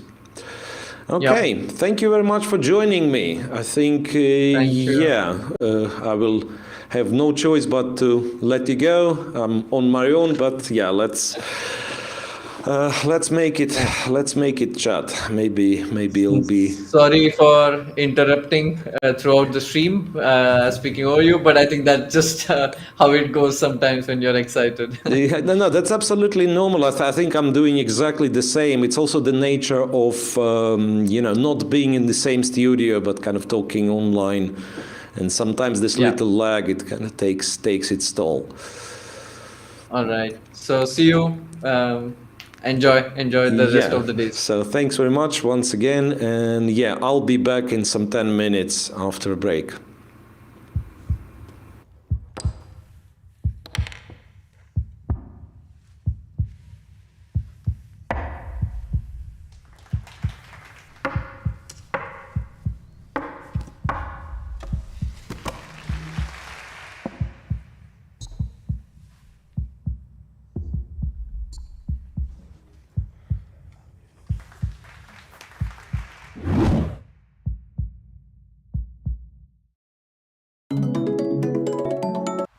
Hi, I'm Vidit Gujarati. I'm 27 years old, an international chess grandmaster from India. I'm also the brand ambassador for FIDE Online Arena.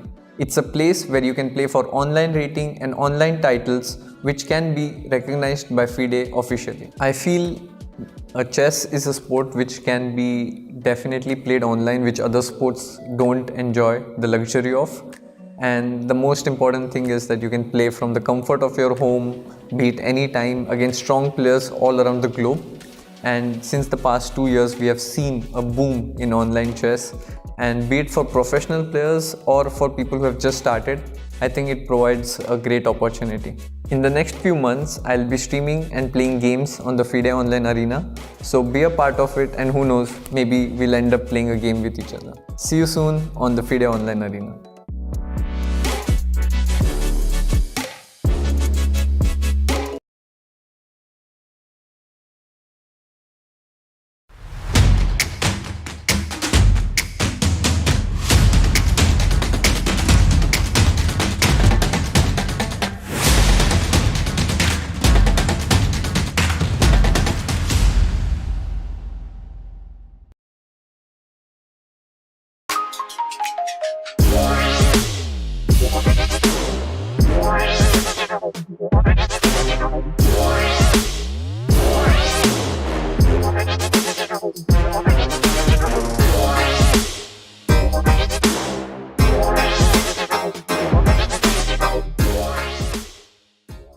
Sam, welcome back.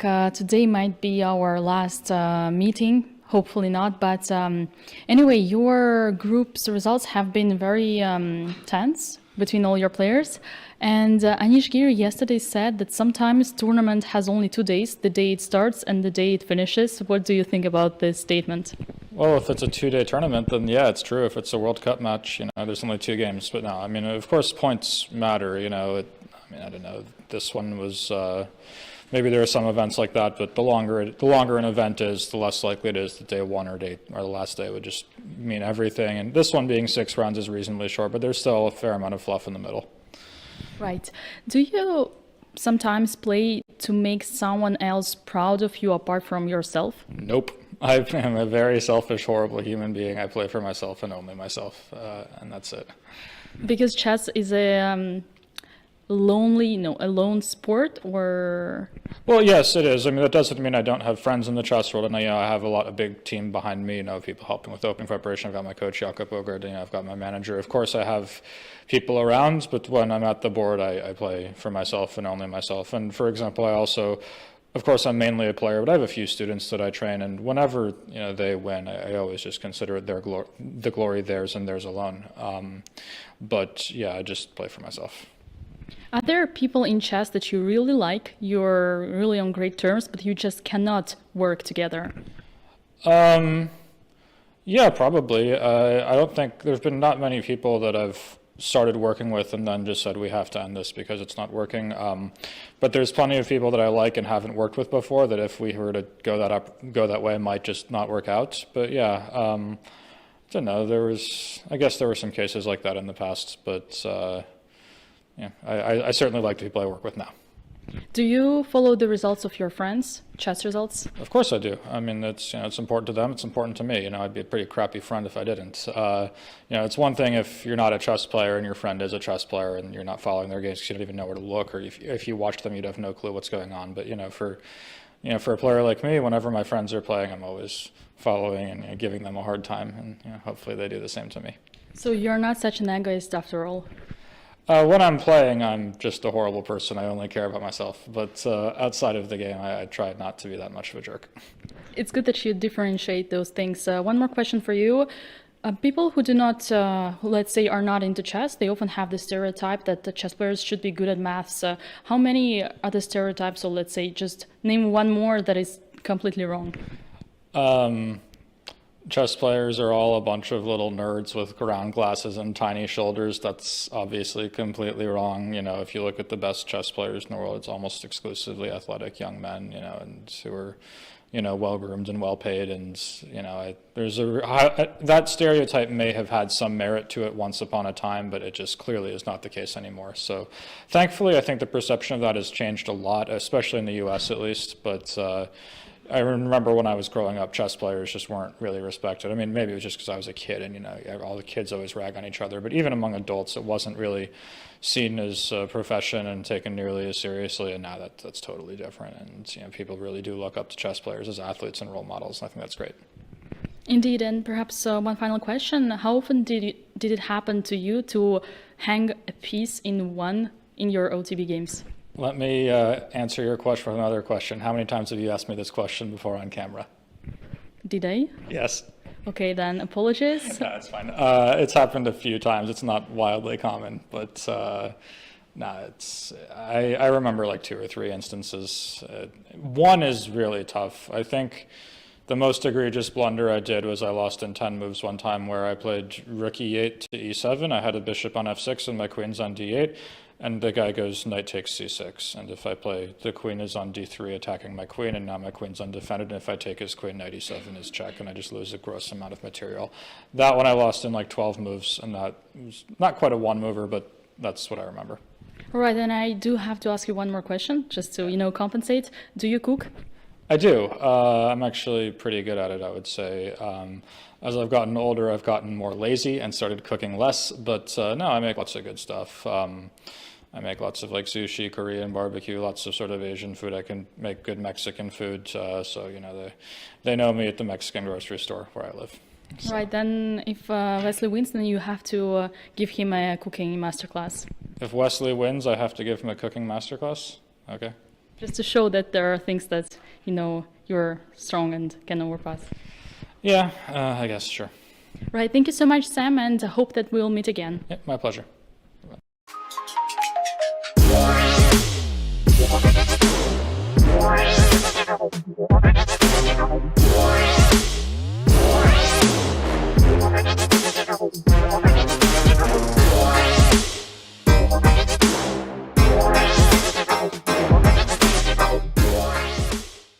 So can you tell what happened? Yeah, it was Ray Lopez. My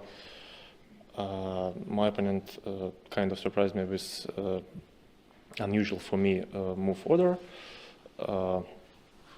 Yes, I was thinking for a while. Then I think, actually, I think all the game was quite logical and sort of straightforward, and only maybe in the last position, yeah, White could have played bishop e1 instead of bishop b6, yes, and it's, but I believe it's anyway it should be equal.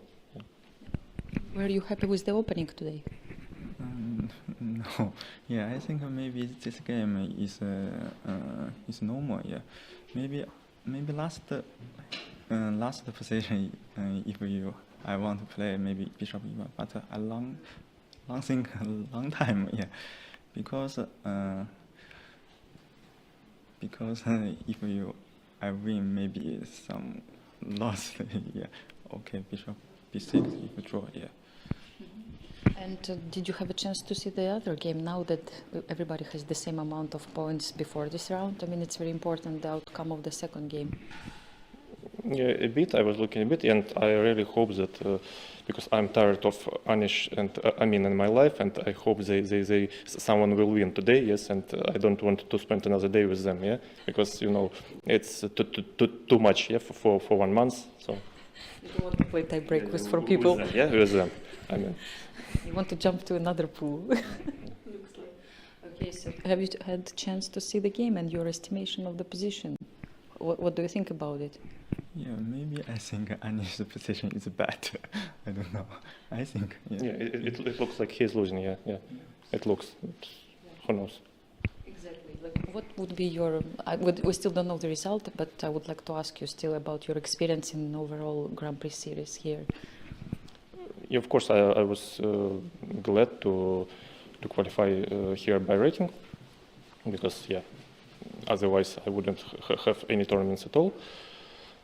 Well, I think the system is fine. I mean, I think the main drawback of the system is this double rounds when someone starts with 2 white games or with 2 black games, which affects all the tournament. Yes. I mean, probably it's unavoidable, yeah, having 4 players, yeah, but I think it's an important drawback, and well, but anyway, it's always about who plays better. Yes, it's in general, it's a system. All systems have their drawbacks, so it was interesting. Yeah, I think this system is okay. Yeah. Yeah. What about your participation here? Are you happy overall with your result and organization? Yeah. Yes. Yeah. Organizer. Yeah, is a helpful many player, because in my country, in here, in visa, yeah, difficult. Yeah. Yeah. Thanks organizer help. Yeah. Oh, I see. Okay, it was not easy to come here even. Yes, for this tournament. Yeah. Okay. Mm-hmm. Thank you very much, and all the best of luck in the next.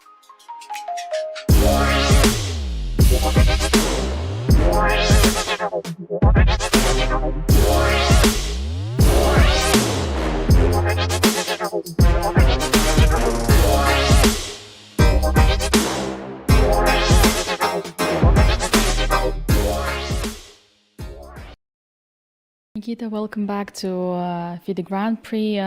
Yesterday we had a very funny situation. Andrei Yesipenko admitted that he was preparing to the wrong opponent. I was wondering, have you ever had such situations in your career? So far, never. Lucky you. Do you play chess sometimes to make someone else proud, a part of yourself? No, actually, I mean, yeah, in general, I'm playing chess because I like it, yeah, and yeah, there are many other reasons, but the basic one is that I like it, and to make someone proud. Well, do you mean my relatives or? Yeah, of course. I mean, when I was a kid, my grandfather, who brought me up to chess, yes, of course, I was. No, but it's kind of typical motivation for a kid, yeah. But in general, I would recommend to to young players just to play for themselves, yeah, because. Just because, yeah, because it's your life, and if you don't like what you're doing, you won't succeed, yeah, in it. How many times did it happen to you to completely misplay your coach or second's idea in the opening and then get criticized for it? Normally it's the other way around, yeah. It's player who blames seconds, yeah, for whatever happens, yes, and basically. So no, actually, I never, because all responsibility, in my opinion, yeah, is always on the player, yeah. and whatever second prepared, yeah. Anyway, it's only up to you how will you play it, yeah. Do you prefer playing with the queens on the board or off the board? In general, of course, it's more fun to play with queens on the board, but I like endgames as well. Yeah, so let's. Perhaps one more question. Do you sometimes cook? Cook? What do you mean? Like prepare food yourself? Of course, yeah. No, I mean, I'm not especially good at it yet, but something. I won't die of hunger, yeah, if I would have left alone, yeah, but that's not my thing, but if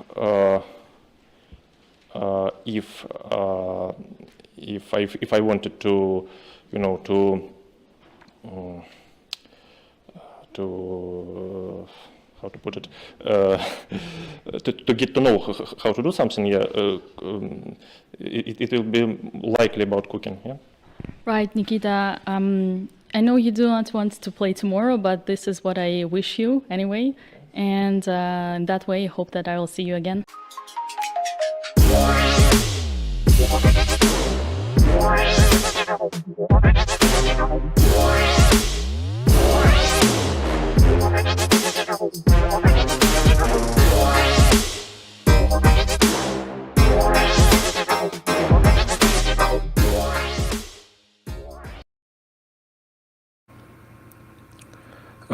Welcome back, everybody, and yeah, Vidit had to leave, so we'll have him on a picture, but it's me who's gonna be doing all the talking. So basically, not much will change.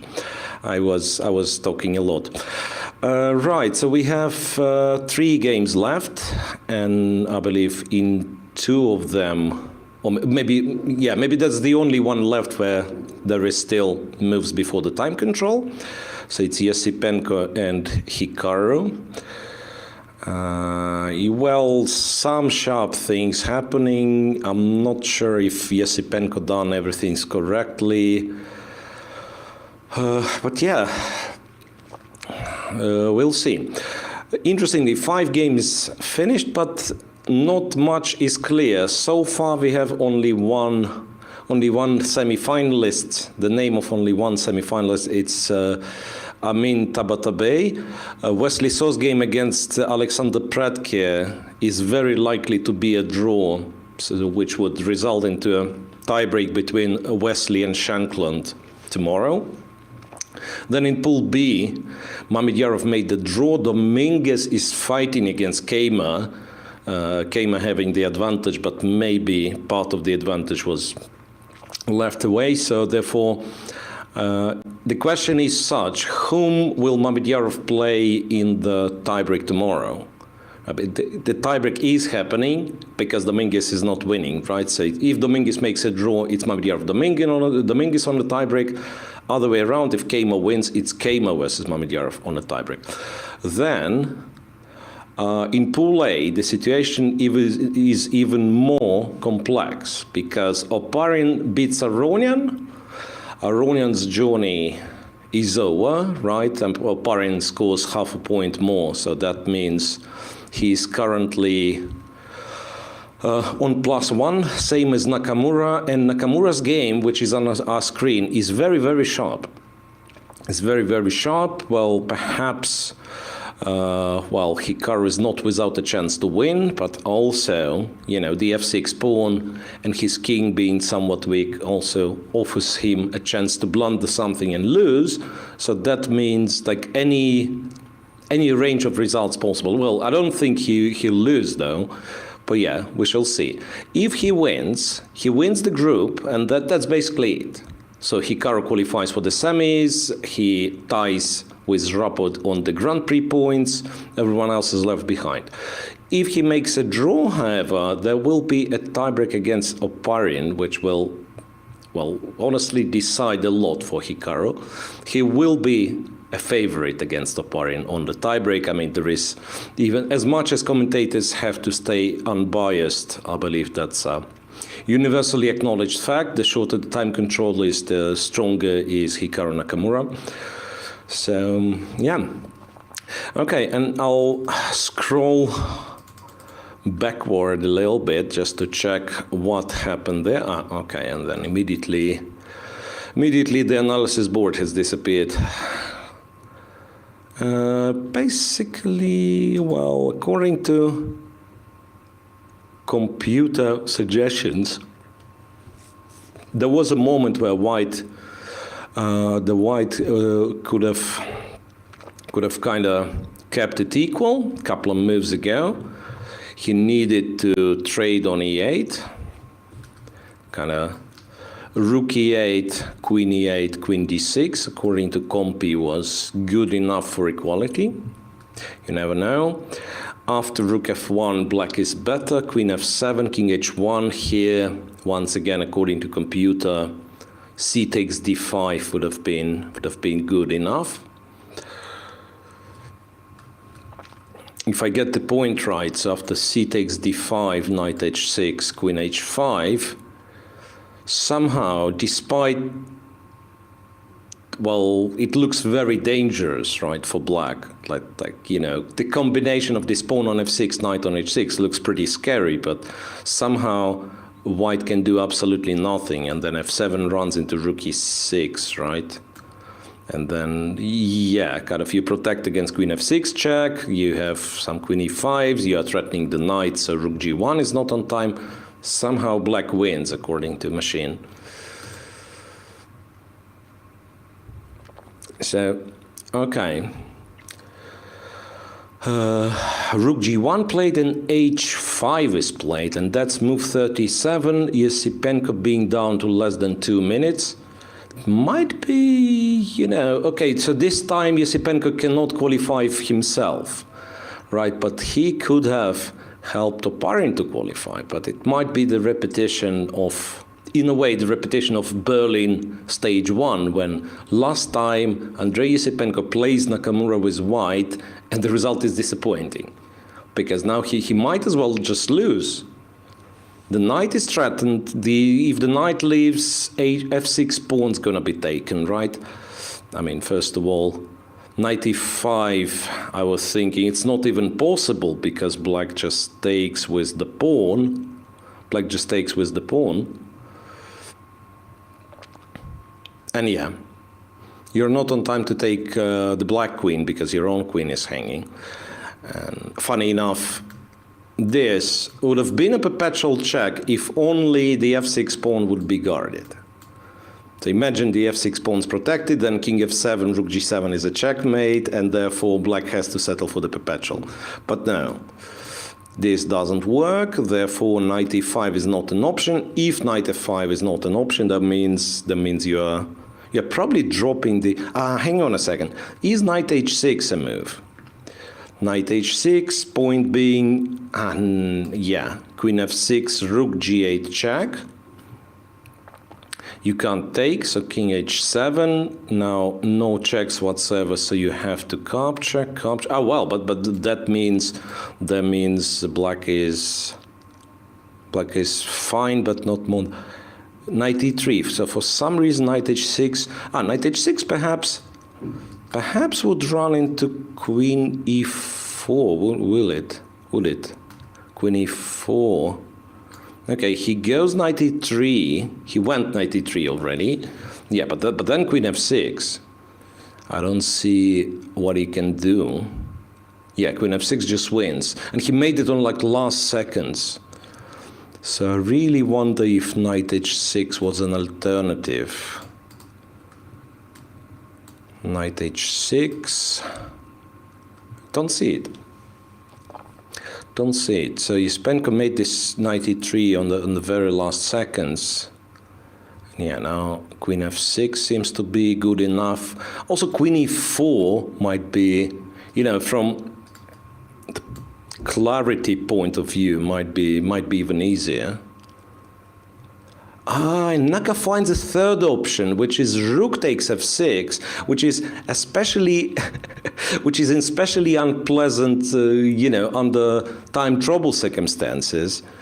And it might be a stronger move. It's actually the end of the game. Yeah, rook f6, and it turns out that if the queen's taken, the rook's taken, this knight is attacked. Knight g2 leads to a checkmate on move 40, by the way. And other than that, what do you even do? Yeah, rook f6, Hikaru Nakamura wins, what is it, third game in a row, and qualifies alone for the semi-finals. So we do have the name of a second semi-finalist, and that's Hikaru Nakamura. Quite an impressive performance in the second half of the Grand Prix Berlin Volume 3. And we are left with 2 games only. Yeah, obviously very upset, Andrei Yusipenko.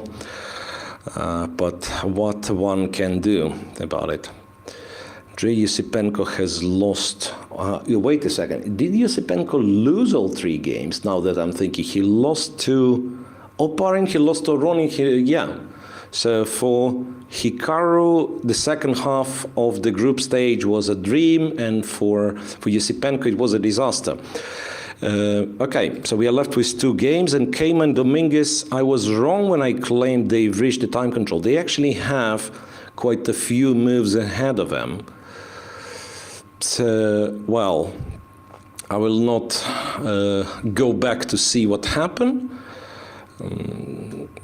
Okay, basically that is it. Black goes g6. That was the only move to avoid losing a piece after knight e7. So now the question is, what do you even do, right? Do you try? Oh, okay, knight c7, which threatens e6, by the way, among other things. It's not only the pawn that is hanging, but there is also e6 threat. And after king g7, interestingly, e6 is still a valid threat. I mean, you're not forced to go e6. You might as well just take the pawn and kind of claim that you'll win it slowly, which is, well, there is no guarantee that you'll win. But also e6 might just win. Well, the timer suggests that Dominguez ran out of time. I don't think it's the case. He probably made the move that we are yet to see. And by the way, Wesley So and Pretke, I don't know if they are still playing. I mean, at some point it looked like a draw, to be honest. I mean, it looked like everything will be simplified, but yeah, who knows. We do have, right? We do have a draw. Yes, so that's the last game running. That's the last game running. It was just not updated, Wesley So and Pretke. Yeah, they've agreed a draw. Sometime recently. Yeah, just agreed a draw, as you can see. Just agreed a draw, so that makes it a tie in the C pool between Shankland and Wesley So. So what are the tiebreaks for now? It's Wesley So against Sam Shankland, and then it's either Keyma or Dominguez against Mamdyarov. All right. Now, it cannot be that Dominguez is on 0, because that's move 35 only. He did play a move. It was knight b4. Yeah, so perhaps this arena live page needs an update. Knight b4, meaning he's what? He's not afraid of e6 for some reason. Well, we are about to find out, because e6 is played. So now what? Now knight c6 is an option, to which you probably... I mean, I'm not even sure how you respond to knight c6. Knight c6. I mean, you can go to a8, you can go to c8, but then he follows you. It's sort of tricky. It really depends. I mean, I'm not entirely sure what's the evaluation of, say, this. Take on f7, give a check, take the a6 pawn, right? So white's... okay. Rook c8 is played. Only makes sense, yeah. So he's waiting for knight e7 first, and then the rook will go to e8 or a8. So we'll be left with this game for quite a while. And by the way, I have to mention that I think Keima was not 100% precise. I think he was not 100% precise. After knight e5 and capture here, rook c1, rook c8 trade. I think something like rook d8 was somewhat stronger. So here, actually, some stuff started to happen, and yeah, there was seemingly there are chances that black originally would not have if everything would be played precisely from white side. But maybe this one is still like a relatively easy winning. It's a tricky one. I mean, there are some positions, just imagine, like F and E pawns are swapped. Yeah, that's a good practical move, H5. So exactly, like, if this happens and then white, say, wins both pawns but trades the knights in some weird way, this might be still possible to hold. I mean, the win at the very least won't be trivial. The win won't be trivial. So I suggest we wait for a couple of more moves, and then if there are any interviews those will be more than welcome. But yeah, for the time being, let's wait for the time control to be made. So far, 2 semi-finalists. It's Nakamura from Pool A and Amin Tabatabai from Pool D. What else? Those two are not paired against each other. The pairing goes A with B, C with D, right? So it will be Nakamura with either Mamedyarov or one of those guys, and I will not extrapolate it any further. And then Shankland or Wesley So will play with Tabatabai. Interesting, after H5, Keima goes King E2, which is, you know, it's a quirky move. It's a very annoying move to face in a time control, because you've obviously, I mean, if you're Dominguez, you're on seconds. You do try to use your opponent's time to calculate, right? So you're calculating stuff while white is thinking. And then what do you calculate? I mean, capture on A6, the other capture on A6, but certainly not King E2. And then after King E2, as you can see, Dominguez is kind of desperately looking for the move. I wonder if King G7 is good. I mean, you kind of want to unpin the bishop, right? Don't you? It's like, or some sort of knight F5 maybe. Yeah, maybe H5, knight F5. Maybe that's what he's gonna do. Yeah, knight F5's played. King D3. Okay. So white is not just moving the king in the center here. Apparently he has a plan. So king to D3. I mean, first things to notice is that, yeah, having the king on D3 against the knight on F5 kind of secures the king from any random checks, sort of. Okay, so Dominguez goes B4. What does white do here? He probably thinks. Okay, that's the answer. Yeah, white starts thinking because he just reached move 40, right? I was looking for the way to try to achieve this, like say go rook a7, go knight d5, and somewhat naively hoping for black to take, and then knight f6, rook h7 would be a checkmate. But yeah, it's not how it works. Yeah, after knight d5, well, you're actually threatening e7. So if anything, black had to take care of. No, black probably just takes on e6 right here. And then if you take, it's bishop d6. For now, it's 2 pawns. A pawn will probably be lost, but still, the B pawn survives for quite some time. So that's not as simple, I want to say. Maybe not simple at all. Maybe not simple at all. Okay, so that's an empty. Sorry, that's the last board, so there must be an empty playing hall there. And Dominguez must. No, he mustn't forget. I wanted to say that's move 40 for him to play, but he has already gone b4, and it's Vincent Keimer to think over his move 41. So no stress anymore. I mean, there won't be, you know, there won't be any time trouble anytime soon. What's interesting, if you recall, first game between Keimer and Dominguez from the first round of this double round robin was not only the longest game of the round, but was the longest game of a tournament so far, like 80 plus moves, if I'm not mistaken. So I wonder if these guys will keep me busy for another time. Okay, let me check the screen. Okay, works. Right. Not really sure what we're going to be talking about, guys, because, yeah, that's only one game where not a lot of things going to be happening for a considerable amount of time, for like next half an hour or so.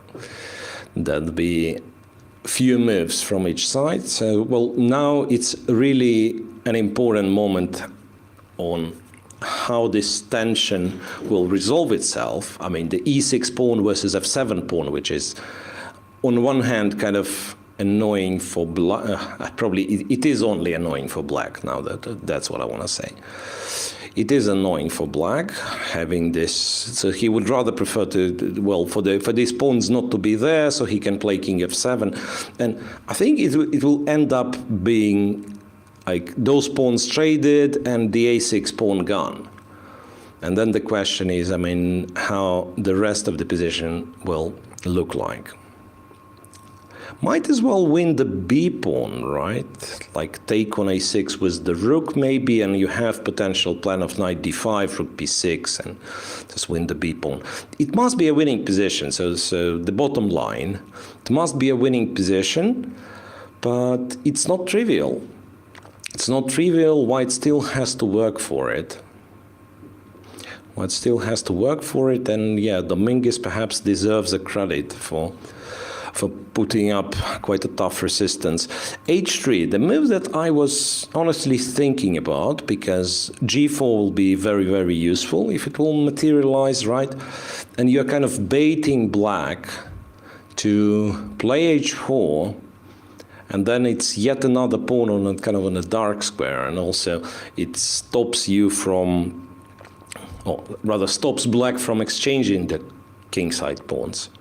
So h3, if it really does indicate a threat of g4, which, to be honest, I'm not sure for the time being, but if it does, then it's a good move. If black has to reply with h4, then h3 is a good move.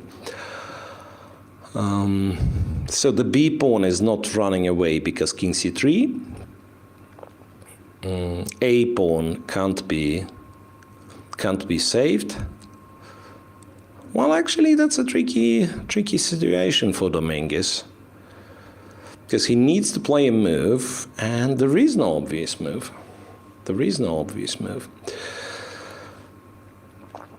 And yeah, and I totally support an argument that this time not me, but Vidit brought up, that, yeah, perhaps we have to shorten the time control a little bit, just because, well, this specific moment, for me as the commentator, this specific moment when, I know how it feels when you are in a time trouble and basically you never get a chance to get a pause. So it's fine, the time increment, but maybe since we were discussing this 1 hour game, so everything in 1 hour, okay, make it 50 plus 10 minutes after move 40, for instance. I mean, just to ensure that if you are thinking for too long, that you still get this increment. But now, I mean, both plays on half an hour. The position can be played for a long time, but also, it's not clear what next move's gonna be. So therefore, I would not expect too much action for quite a while. Yeah, so it seems it was, I mean, it's interesting that the bot was claiming that white is winning here and there, and yet it's yet to provide the winning variation, that there was no winning line for white, strangely. So h3, let's assume, I mean, what moves are, let's not assume anything. Let's think what moves are available for white. You could try this, right? Then I'm not sure what does white do. Do you actually play g4? I don't think so. Do you just take, maybe you just take, you know, maybe you just take on a6 and you accept that, yeah, by the way, bishop d6 is not possible. I just do something with black, and let's say we accept this position. I think this is winning. You just avoid trading the knights, yeah? Because if you trade the knights, you're probably not winning at all, or at the very least you've made the situation like much harder for you. I think knight d5 is what you need. Bishop d6 doesn't work because g4, right? And that means, yeah, it's like problematic for black to keep the bishop protecting the pawn, and then you go rook b6, you take the pawn back, you return to d5. So basically it's like all the pieces combined, the knight, the rook, king getting to e4 at some point, and then you need, or you have g4 to destabilize the knight, what I find.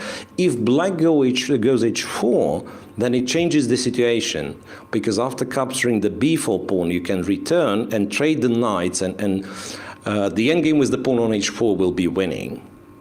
I mean, I don't know if I have to go that far, but yeah, let's just do it, right? Knight d5, bishop f8, knight e3, knight takes e3. Now, very important not to blunder bishop c5, so a little intermediate check, king takes, and basically what's going to be happening is that white's going to always threaten to sacrifice an exchange, right? Bishop e7, check here.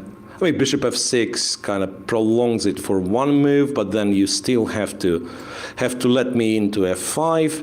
And basically, that's what's going to be happening. That white always can play, okay, rook a7 or kind of more direct, rook g6, rook take g5. If black wouldn't play g5, then white would attack h pawn twice, right, and sacrifice the exchange on h4, and so on and so on. So, if it happens to be this, then yeah, then white's probably just winning. I think why white is winning, period, it's just that it will inevitably take some time. Yeah. Regrettably, I do not have the chats on my screen, and believe me, on my screen I have quite a few other windows. I won't be able.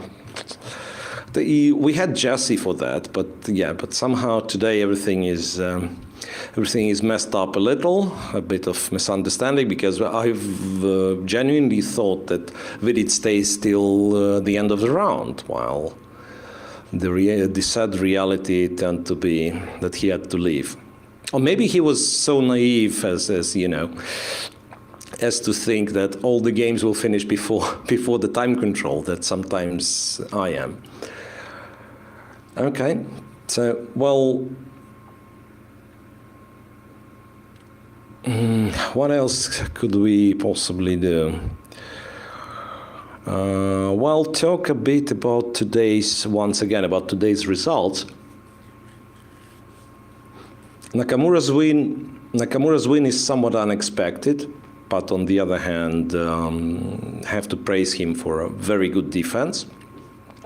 Aronian simply fell apart after the opening didn't go well for him, and you know, in hindsight, you can kind of call his h6 g5 opening choice of being too aggressive. And then Giri, I have to say, was outplayed by Tabatabai, so that, or at least it looked like to us. And we had draws, quite a few draws, and I don't think apart from Wesley Saw against Pratke, like other three draws were very quiet. So Wesley, or rather, Sam Shanklin's draw against MVL, you can look at it once again at different angles, because it looks like a flamboyant, spectacular game with a lot of sacrifices and queen sacrifice to deliver perpetual at the end. But if you check the times and that, MVL wasn't bothered the slightest bit. Because at the very end of this game, when, he's getting perpetualized with the king in the open, with a lot of white pieces around and so on, he was on 1 hour 35 minutes, which obviously suggests that he knew everything start to finish. So only Wesley Saw's game was kind of a game played through, and I'm guessing he has some reasons at the very least to be disappointed with himself. Like, not that his position was winning, but it was a pleasant position, and quite possibly he could have arranged more pressure on his opponent. All right, so Dominguez eventually makes a move. It's King G7. Okay. King G7. So now, how about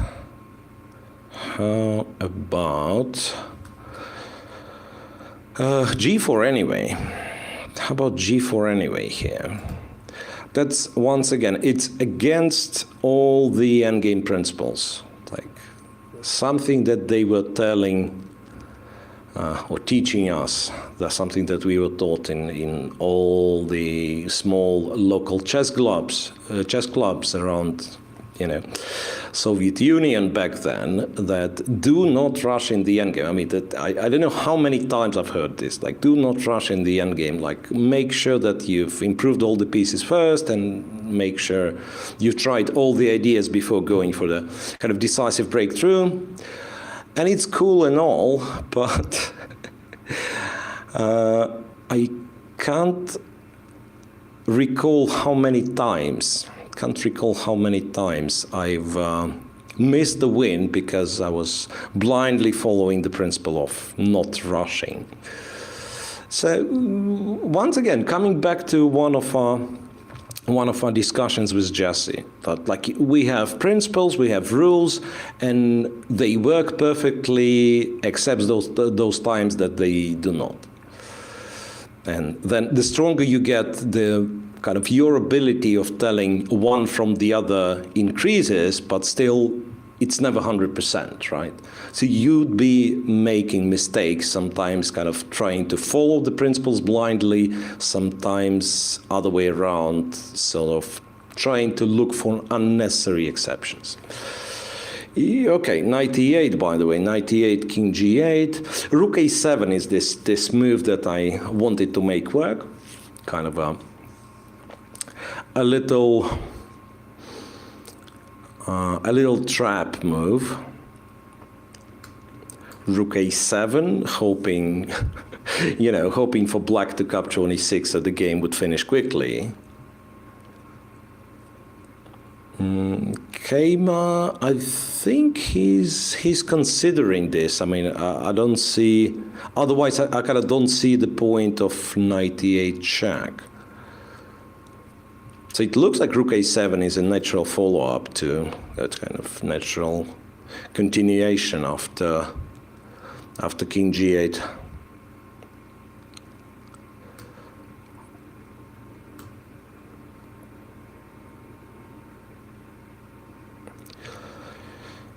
Okay, so Keima is thinking. I believe rook a7 makes some sense. Maybe makes a lot of sense, but I was just told that we have interviews with those players who have already finished. And since I'm doing it alone, since I don't have that much interaction with the chat, right? And since the players have quite some time left still, so, there won't be anything happening like a rain of moves or whatever you call it. So I think it's only appropriate to look at those interviews right now, listen to players' opinions, and those who qualify are obviously very happy. Those who have to leave, well, maybe they have something to say. And then I will be back after the interviews, and hopefully the game will get some development by that point.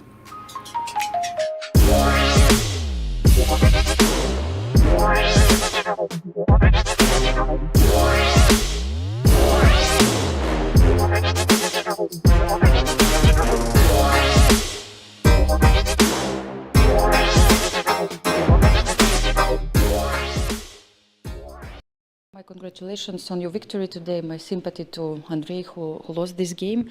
But first of all, were you, let's say, a bit afraid, knowing that Andrei was preparing for you for a few days? How the opening went? Well, I mean, it's a pretty mild choice. I mean, I thought there were many sharper openings, so I wasn't that too unhappy. But I mean, the game kind of started getting very complicated. I didn't actually sense this danger until it was a little bit too late, this whole F4, G4, and Knight F5 thing. But I mean, the great thing is in the position, I mean, either I'm lost or I'm completely fine, but I have to find, I mean, I have like maybe one or two choices every move, and I just have to find a good move. So it was actually quite pleasant in a way, because there isn't much to do. Either I'm fine or I'm lost. But I thought this F5 move with Knight H5 was very critical, and then, I mean, I still think I'm probably a little bit worse somehow, but it gets complicated where the game can go both ways. It's not where like I'm struggling. I can also win if I get the Knight to F4, so yeah, that's how it goes. Andrei, your comments, what went wrong and at which point? I think I was winning at some moment, but I couldn't really find where. And yeah, it was really complicated, and I went to time trouble, and after this it's... Yeah. At one point, could you, when Hikaru proposed to change the rooks, could you take on E8 instead of rook F1? Did you consider this move? Yeah, I saw this move, but I thought that it's draw after this move. Like queen E8, I can take on D6, and like rook G8, H3, and a lot of checks, and I thought that it should be a draw, but I don't know really. What do you think about this moment? Obviously, yeah, calculated. I mean, of course, I agree. But I mean, the thing is, it's very hard when you've been pressing the whole game to suddenly change the rooks on E8 and just basically try to make a draw. I mean, it's very much not in the spirit of how you play. But I mean, I think the thing is, if I don't have this H5 move, there still are good chances. But because of this H5 move, it's just lost. Without H5, I mean, it's still very, very unclear. But I think Andrei missed that, and yeah, that's what happens. So you were still in the mood to play for a victory at this moment? Yeah, I wanted to to play F7 and some chances there, but there is nothing. Yeah, okay. Now, Hikaru, that you qualified, what do you think about your result and the play after these 6 rounds? Yeah, I mean, it got off to a bad start, so obviously I'm quite happy, but there still are many more games to go. I think the main thing is, much like the first tournament, I wanted to make it to the knockout part, so at least I'd stay here for the whole time. I've enjoyed my time in Berlin, so at least I get to be here for another like 4 or 5 days, so I'm pretty happy about that. Yeah, also your comments on the game which was played next to you, Levon against Grigory Parin? Yeah, I mean, I think Levon tried to be creative, play H6 G5. I mean, my best guess is that he thought that if he drew the game and I drew my game, he would be a big underdog in a tiebreaker. I think that's the reason Levon played the way he did. And obviously, I mean, it seemed to me Grigory just played a fantastic game and just blew Levon off the board. This whole 94 bishop A5, and it just looked incredibly strong. So, yeah, it's unfortunate, but I mean, it happens. Yeah. Okay, Andrei, your last comments on the overall Grand Prix play. Of course, you're probably disappointed with the result, but still, I mean, what do you think you should change for the future, or what are your ideas? I think it's a great experience for sure, and yeah, probably I need to work harder, to get better results. Yeah. Thank you very much for your comments. All the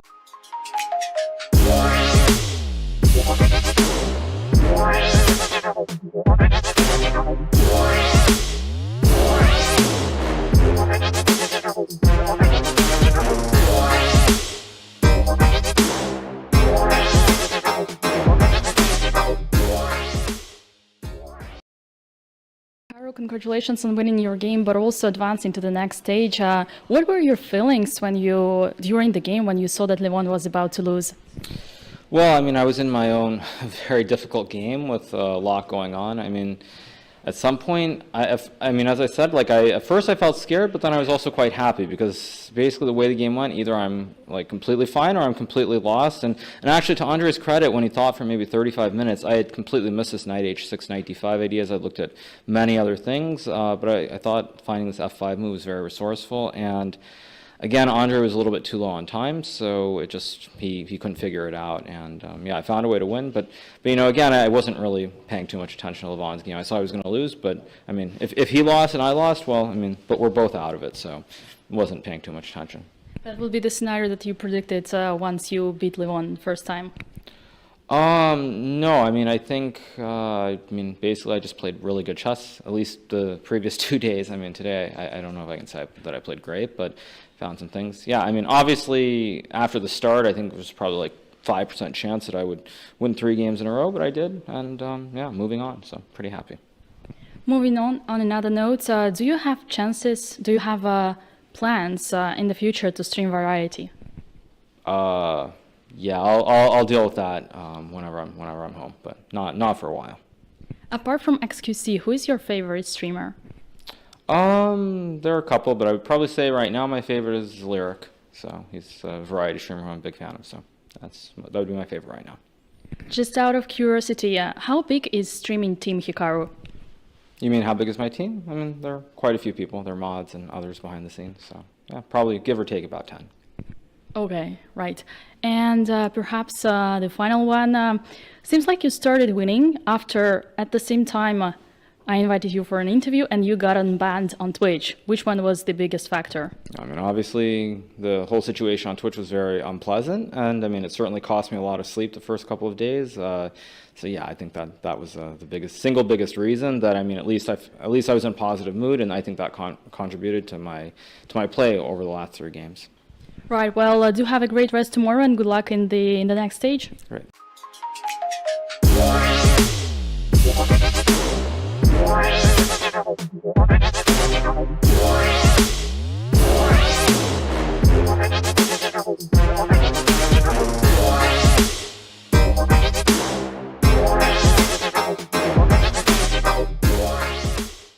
My congratulations on your victory today. So can you tell us what happened? Yeah, I think it was quite a good opening choice by me because I managed to get a very complicated position. And this bishop f4 move is quite rare there.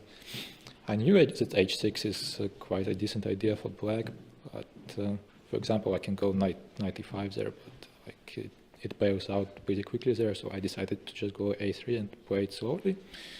And yeah, I was just very happy with the way it went, because it was very double-edged, and it felt like it was quite easy for me to play with this initiative against black's king.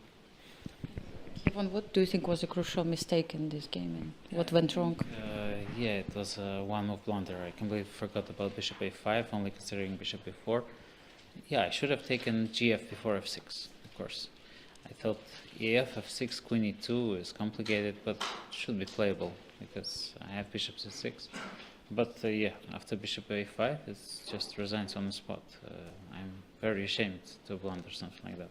Yeah, okay. Did you feel some pressure of the last round also? Because it's a lot on stake at this moment. No, not really. I think it was just, it's difficult to say what went wrong, but definitely I thought for too long and played bad moves, so it's not a good strategy. Grigory, now that with your victory, you definitely will play at least the tiebreaks. What do you think about this result? It's not. Sorry, it's still played. Yes, it is. So, have you checked the other game? A little bit, but just starting to get very messy there, so I just stopped paying attention to that game and focused on mine. Okay, so we'll see the result. Thank you so much.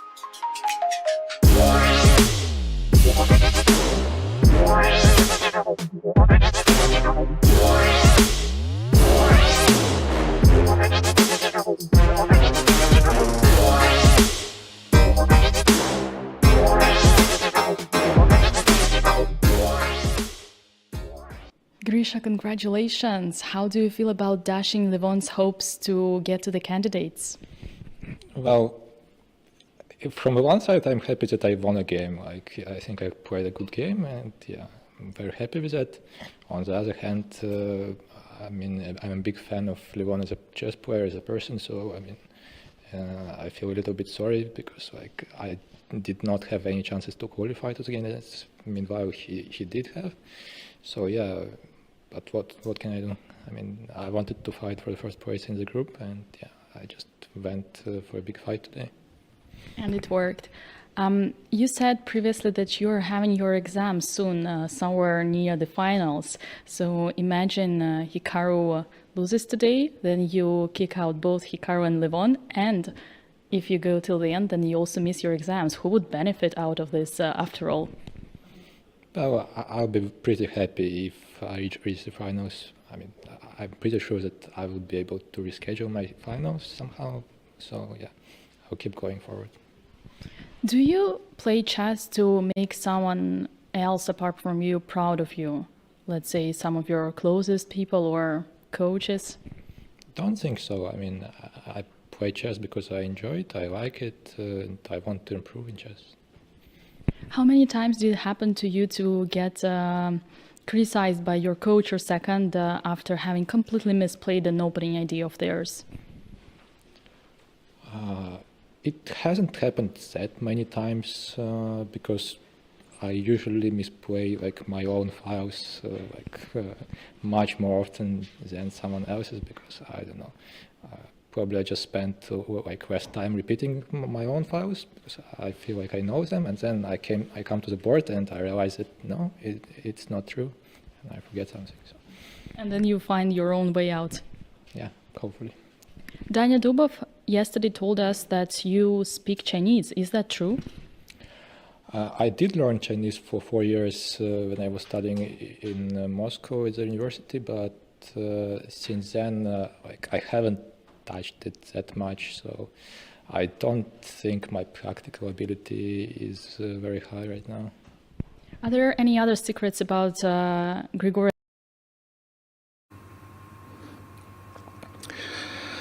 Okay, and it seems that commentator's curse worked once again. It was regrettably, yeah, I will ask for an analysis board to show you guys, because it was in fact a spectacular finish by Vincent Kama, and he deservedly goes into the tiebreak tomorrow.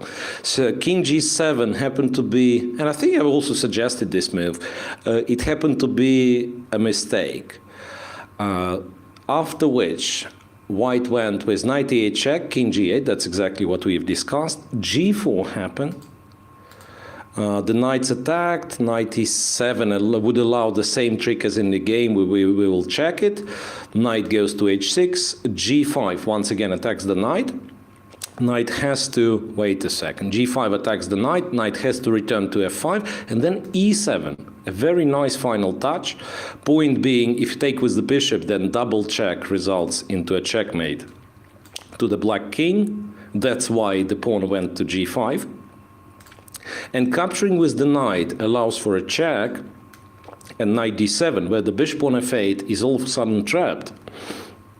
And while we were watching interviews, I was thinking of some ways of kind of arresting this knight on, knight on f8, but it's hardly possible because white is just in time to go king e4, attack the knight, knight gets out, same checkmating threats like knight c6, knight d7, same checkmating threats with knight f6. So black's position, and let's not forget black is a rook down, to add to this. So black's position is absolutely hopeless. Okay, so a lot of results and a lot of unexpected results today, I've got to say, and it results in the following. We have two semi-finalists who are having a free day tomorrow. These are Hikaru Nakamura and Amin Tabatabai. Both of them managed to avoid a tiebreak by winning today's games with black. So Hikaru finishes his pool on +2, and, well, a sole winner. Quite an impressive performance, And then and Tabatabai, yeah, it's only +1, but since the group was all rounded going to the last round, yes, a +1 is enough. +1 is enough to win Pool D. In Pools B and C, we have a tie for the first place. So it's Keima and Mamedyarov on +1, and same for Sam Shankland and Wesley So. Vincent Keima kind of jumping onto the last step, right? Sort of in the last moment he beats Dominguez, and well, quite an impressive performance, I have to say, by a young gentleman. So it's Mamedyarov and Keima who's going to play a tiebreak tomorrow, same as Sam Shankland and Wesley So. And this will be it for today. So 4 results, 2 tiebreaks tomorrow, 2 semi-finalists waiting for their opponents, and nothing is clear yet in terms of the semi-finals. Tiebreak for the semi-finals starts tomorrow same time, so 3 p.m. In Berlin, and then adjust to your time zone accordingly, not to miss. And I will be back for you. Hopefully joined by Jesse. I hope everything's fine, everything's okay. So see you guys tomorrow. Have a nice evening, and bye-bye.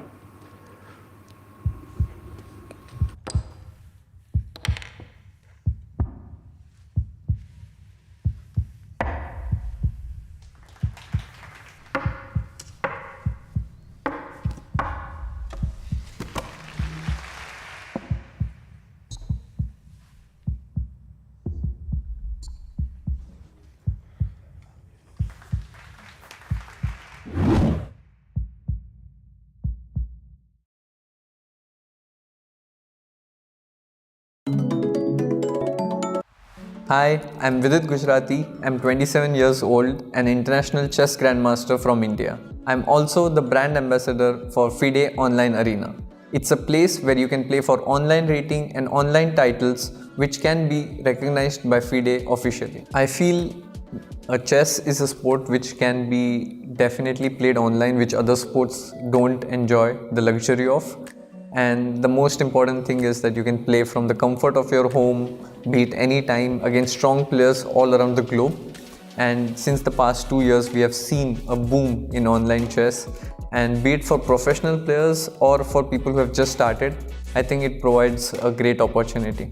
In the next few months, I'll be streaming and playing games on the FIDE Online Arena. So be a part of it, and who knows, maybe we'll end up playing a game with each other. See you soon on the FIDE Online Arena.